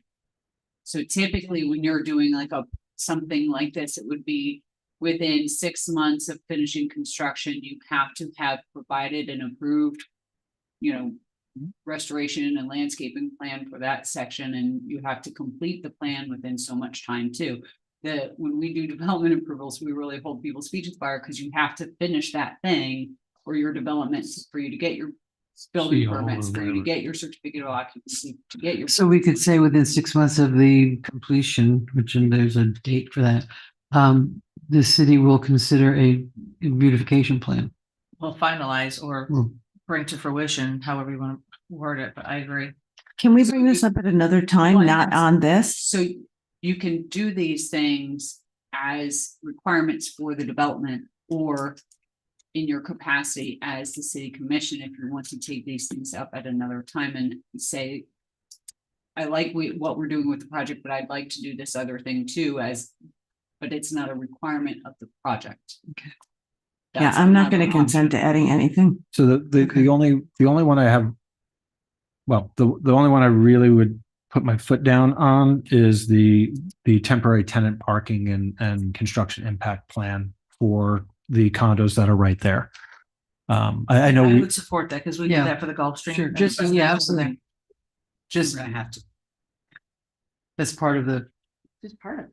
well, there's lots of stuff that are just part of it that I just want to make sure that we put our foot down, that has to happen. I don't want that to be dropped. Mr. I don't think Waters. we have any problem including that as a condition. Yeah. Okay. I would agree Then- that we did that anyway. Then the other one is the mayor's idea about security. Because I think that could potentially impact the design of the garage. Would that then have to go back for approvals, or is it all because it's internal to the garage, it doesn't matter? It's gonna come down to how it is designed. If it doesn't affect the exterior Right. appearance, it would not. But, you know, if we have to somehow change the ramp into the garage or provide a kiosk that get you into the gate, that might change the exterior. It might potentially have to go back to the HRPB for a modification to the certificate of appropriateness for new construction. But It all not depends on how it's necessarily. designed, but not necessarily. Yeah. Okay. So, and we talking about that possibility later on in the process. Okay, so then the only one would be that tenant. I can support that. Yeah. Okay, Thank you. Is that consensus all the way across Yeah. to support him? sure. We need to make sure that they have a place Are to we park. clear which two? No, it's just the one. The tenants. I'm sorry, could you speak into your mic, Commissioner? Sorry, it's the temporary tenant parking and construction impact mitigation for the immediately adjacent affected condos. Sorry, if you're gonna do it, you might as well. It's for the immediate adjacent ones. Yeah, You but said you just said condos. condos. Immediately adjacent buildings. Right. Okay, so including on the north side with the playhouse and anything that would be, okay, that's fine. Okay, yeah, I think we have consensus to do that. That's okay to add. Okay, thank you very much. I Mr. have McVoy. two that I'll ask for consensus on. One is some sort of hard guarantee that the living green wall be maintained in perpetuity. That we'll figure out how to do that. I hear you on. Something that any private developer applicant who comes in and has components to their projects have committed to as part of their project. Again, if it gets approved and a future commission decide they don't like it and want to get rid of it, they can go back through this whole process and have the living wall removed. It will be a public process of a vote. I don't think that you, and she can correct me wrong, I don't think you can lock future commissions to something in perpetuity. If what you're asking is just that it be maintained. Right, I think once that's it's in, any component of this project or any project that's approved has to be maintained. The landscaping plan has to be maintained in accordance with the landscape requirements.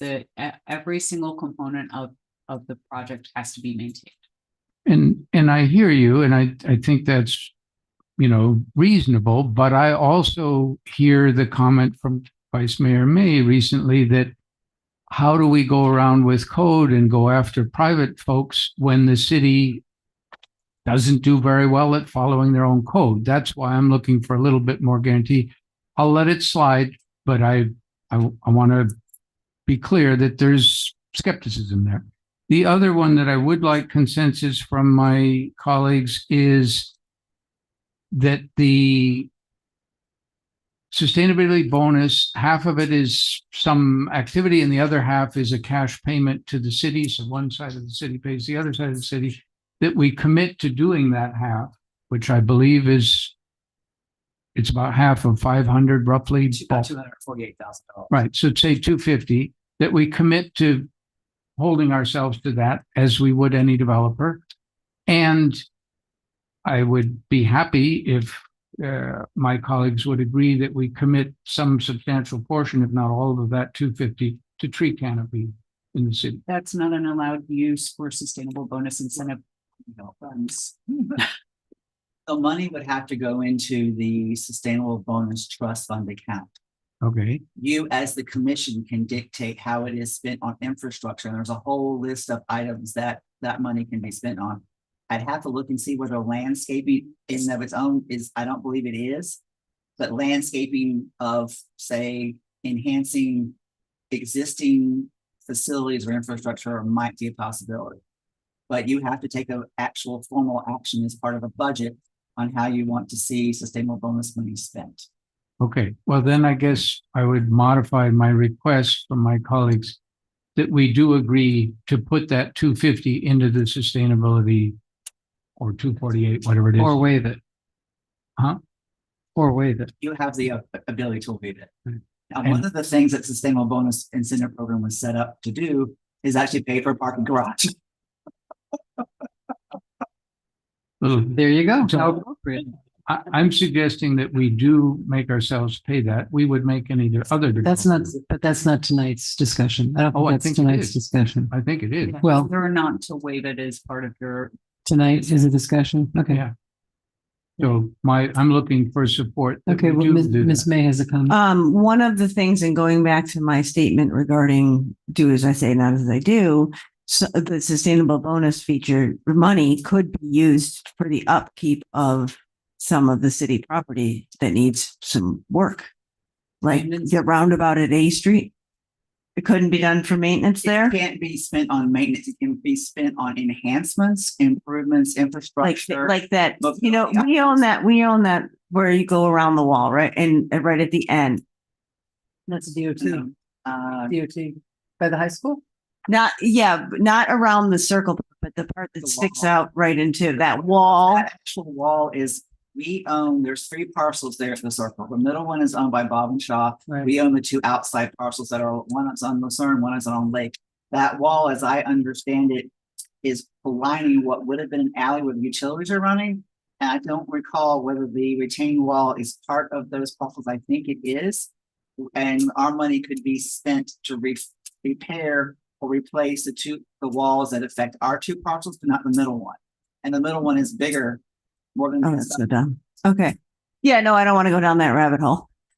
Describe the difference between, so there was a $500,000 sustainable bonus fee. Can you go over those numbers one more time? The sustainable bonus has a value that's attributed to each square foot above the second floor.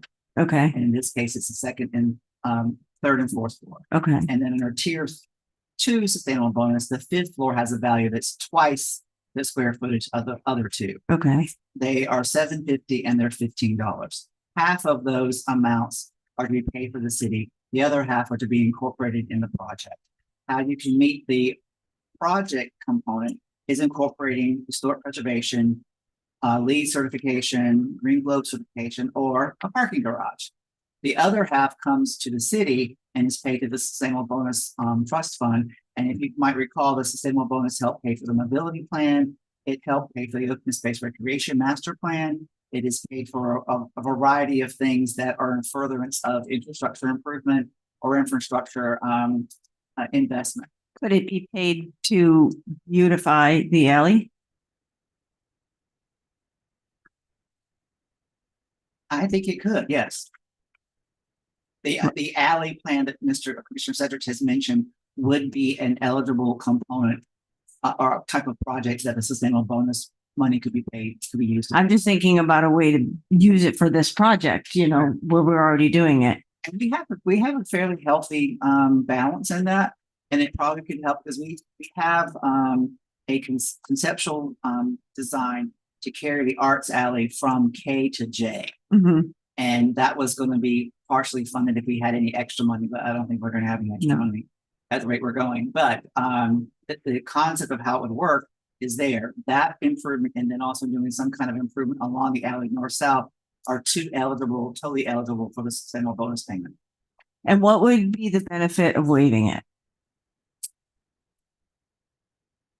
You don't have to pay it. No, I get that. I get that. I mean, just out flippant, but it would bring the cost of the garage down $225,000. Yeah. So that is included in the $9.7 million.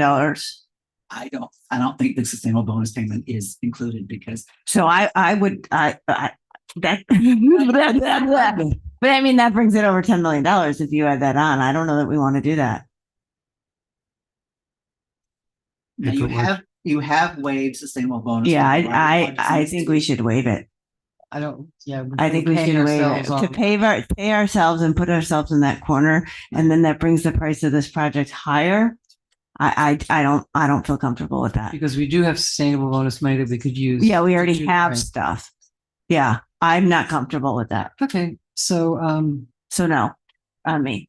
No, on you. No.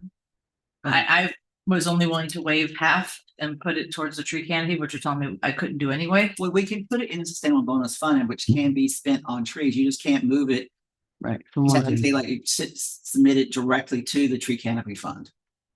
But I was only thinking about waiving half of what you told us. So half of 220, whatever it was. Okay. That's where I was looking, is waiving half of that half. And what is it? 100. So a quarter, you were saying, say a quarter, waive 75% of it. No, waive a half. Well, the project's already meeting half of it by building a parking garage and having relocation. So I'm saying out there. That's the project inclusionary piece. Okay. The part paid to the city is half, and it's about 249. So you want to saying waive half of that 240 and put it pay the other half and put it into trees. Well, we can't though, right? No, you can. It just you have to leave it in the sustainable bonus until you do a budget allocation. Sustainable bonus. No, I'm still not comfortable. I still think we should waive the whole thing. I don't want to tie this money down anywhere. Yeah. If we think it's important, we can fund it with what's in the balance now. I will support waiving the fee. Yeah. I support, you support waiving the whole fee. Yeah, okay. I'm still in it. I'd be in favor of paying it, but we lose. What? I'm in favor of paying it, but we lose. Well, we have a few things that we need to like vote on sub votes because that's one thing. So the motion would have to be then to waive. Your motion is to approve the ordinance with the conditions, and right now it's presented to you to waive the sustainable bonus. It is. Can I ask one very minor clarification, one that doesn't have anything to do with this, is just to make sure that we all understand. Is there, Yeah. with the right of way, what I think I'm understanding is that the physical alley, 10-foot alley that's there now will stay and will be there once this is done. So what is it exactly we're doing? We're saying that, especially because The right of way abandonment presentation is yet to come. Right, haven't done that. And we have Okay. 15 minutes to make an extension. Or we can, right, okay, does someone want to move to go to best 10? I'll So move. can we to just go make back the to- motion to approve this and move on to the next one? All right. So, Yeah, can we? Yes. All right, then. Can you put the two things back up that we're supposed to read exactly how we're supposed to read it? I don't have it in my Keep in backup. mind that you've included a couple of conditions from Commissioner Sedgwick, and you're also. Just one. One, Just the one about the, the maintenance plans. and then also include the waiving of the sustainable bonus fee. No, you said it was already in there. no, you said it's in We there. need to specifically mention it. That's what I thought. We need to say that we're not waiving it. No, we are waiving it. They are waiting. Whatever you guys decide to do, but Yeah. you gotta say. I thought it had to be separate, right? Okay. All right. So You voted to waive it. I voted to waive it. The Correct. mayor voted to waive it. Correct. The boys did well, we not. have to, but we have to. Do you include it want in to both. move it or do I you not? I want to waive it. Okay, I And, think. but the that has to be majority wants- included. I believe it has to be included in the It's a motion. condition. Yeah, right. All right, can I read it? Sure. I move to approve ordinance 2026-05, commonly referred to as the K Street Garage Plan Development on first reading, with the condition that that we create a, what is it called? A temporary resident parking and construction mitigation plan for all of the parcels nearby, and that we waive the sustainable bonus fee that would be owed by the city to the city. And inclusive of all the conditions. of And approval, inclusive of the conditions that were placed by the HRPB And the ones listed in the staff report. and the ones listed in the staff report, and to schedule the second reading for June 30th, 2026. Second. You've arrived at that conclusion by substantial competent evidence of during the hearing.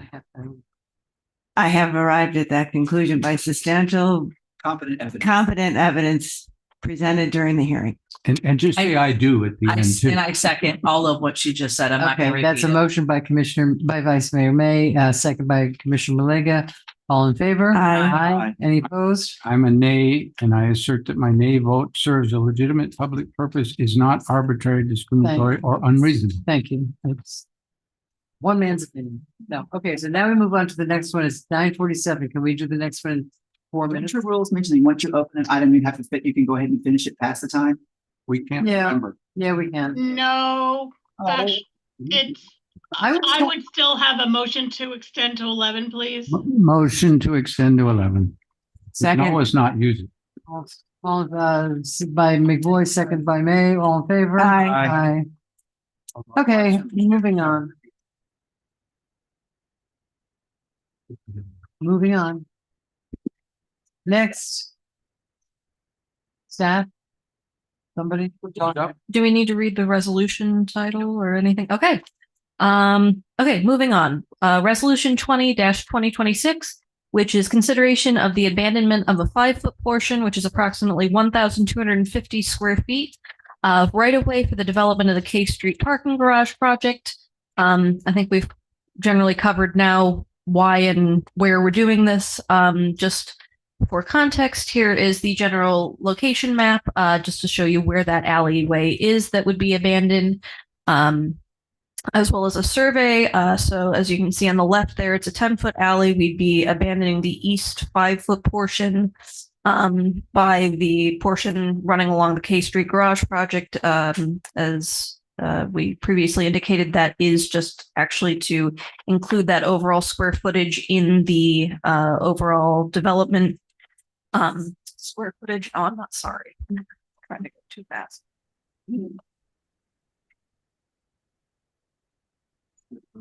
Yep.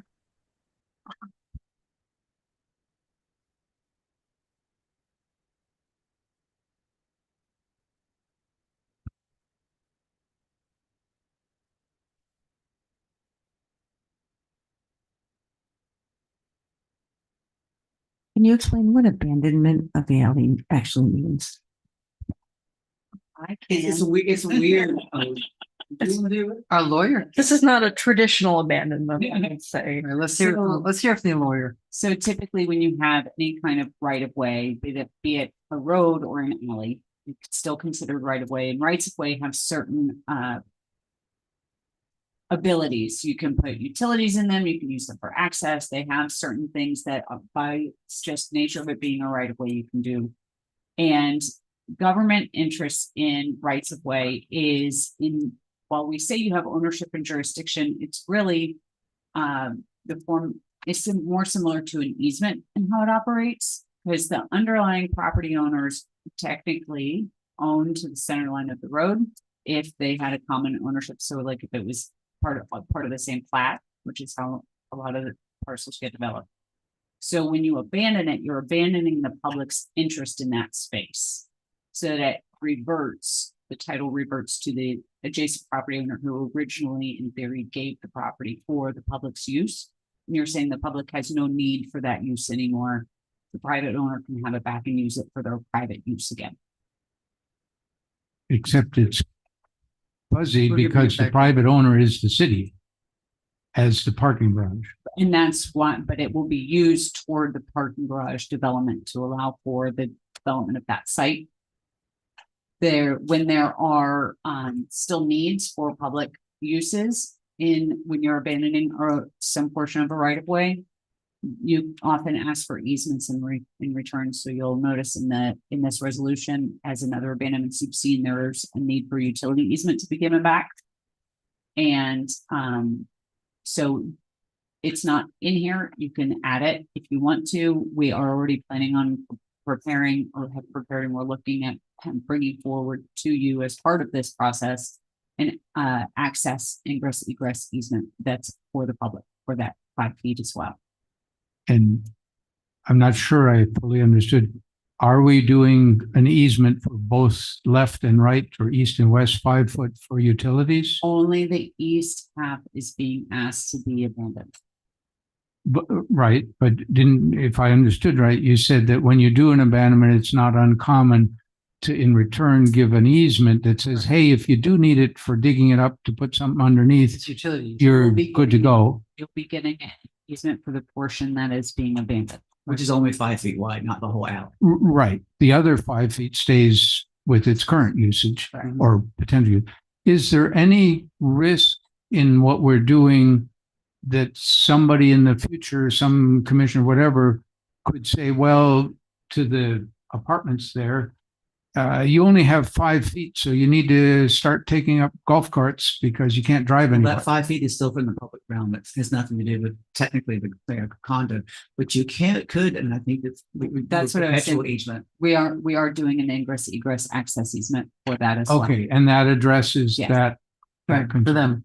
So really, and then just to fully understand for me, because I'm a little thick about this, it seems like, what is the benefit? Why are we doing this? Because my understanding is we're not going to build anything on it. We're not going to Part of put any odd landscaping on it. creativity to deal with the questions that you raised. You wanted a parking garage that was somewhat bigger, and having a bigger parcel allows the footprint of the parking garage to be somewhat bigger. I think we got 8 more spaces in the parking garage by abandoning the alley.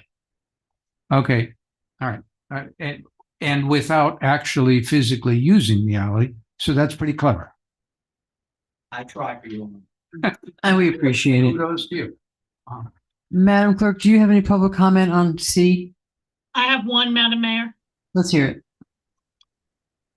John Pezzo, 30 South J Street. Dear City Commission and Planning staff, my name is John Pezzo, and I'm writing on behalf of the Condo Association and residents associated with the building located at 30 South J regarding the proposed right-of-way alley vacation included within the ordinance. The alley proposed for abandonment currently serves as the building's only access to its parking area.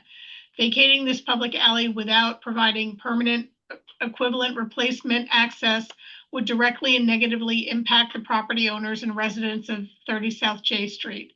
This access is essential for resident and guest parking, deliveries and service access, emergency access, and the general functionality and value of the property. Before any approval is considered, we respectfully request that the city fully evaluate the impacts to adjacent property owners and clearly identify how legal and physical access to the parking area will be preserved. At this time, we have significant concerns regarding the loss of this access point and ask that these concerns be addressed publicly before any action is taken on the requested row vacation. Thank you for your consideration and attention to this matter. That's the final comment this evening, Madam Mayor. Thank you. I do have a public comment here. Mr. Weiner is gone, but he talked about both. Kara Jennings wrote, in these development and plan approval processes, you as elected officials are told your job is to simply decide if the development follows the rules. And in this case, as the application, your job is not just to ensure the plan. What? Oh, no, it's a different one. You have the ability tonight to decide the plan should not move forward. The garage is excessive, unneeded, and its negative impact for our historic downtown will be ongoing. We are now facing the possibility of a full-blown project crisis at Sissy. With the likely passage of property tax reform, the millions of public dollars for this garage should be held for critical needs of the city. With a much smaller amount of money, you could create a fixed schedule type of circuit transit from the commonly empty parking lot at Bohemian and other parking areas to downtown. This project is not a fit at this time. Table it for the future when we can afford it. The comprehensive plan requires that the new development are compatible and this garage is not. Vote no on the project. P.S. It's very confusing when the presenter refers to the applicant as they, when the applicant is you, the city leaders. Thank you. That's the only card I have with that. And no one's saying, yes, I have a card for that. So we're good. Okay. I move to approve resolution 20-2026 for the abandonment of a 5-foot portion, approximately 1,250 square feet of right of way for the development of the K Street parking garage project. Motion by Ms. Malega, second by Miss May. Ms. May. All in favor? Aye. And I'll vote nay because I'm not Because convinced I'm- about the over part. Motion to Adjourned. Yeah, really. Hey, we did it. We didn't have. I'll to agree with that one. Really? All right. Thank you very much, everyone. Have a good evening. Motion to adjourn, seconded by. I know.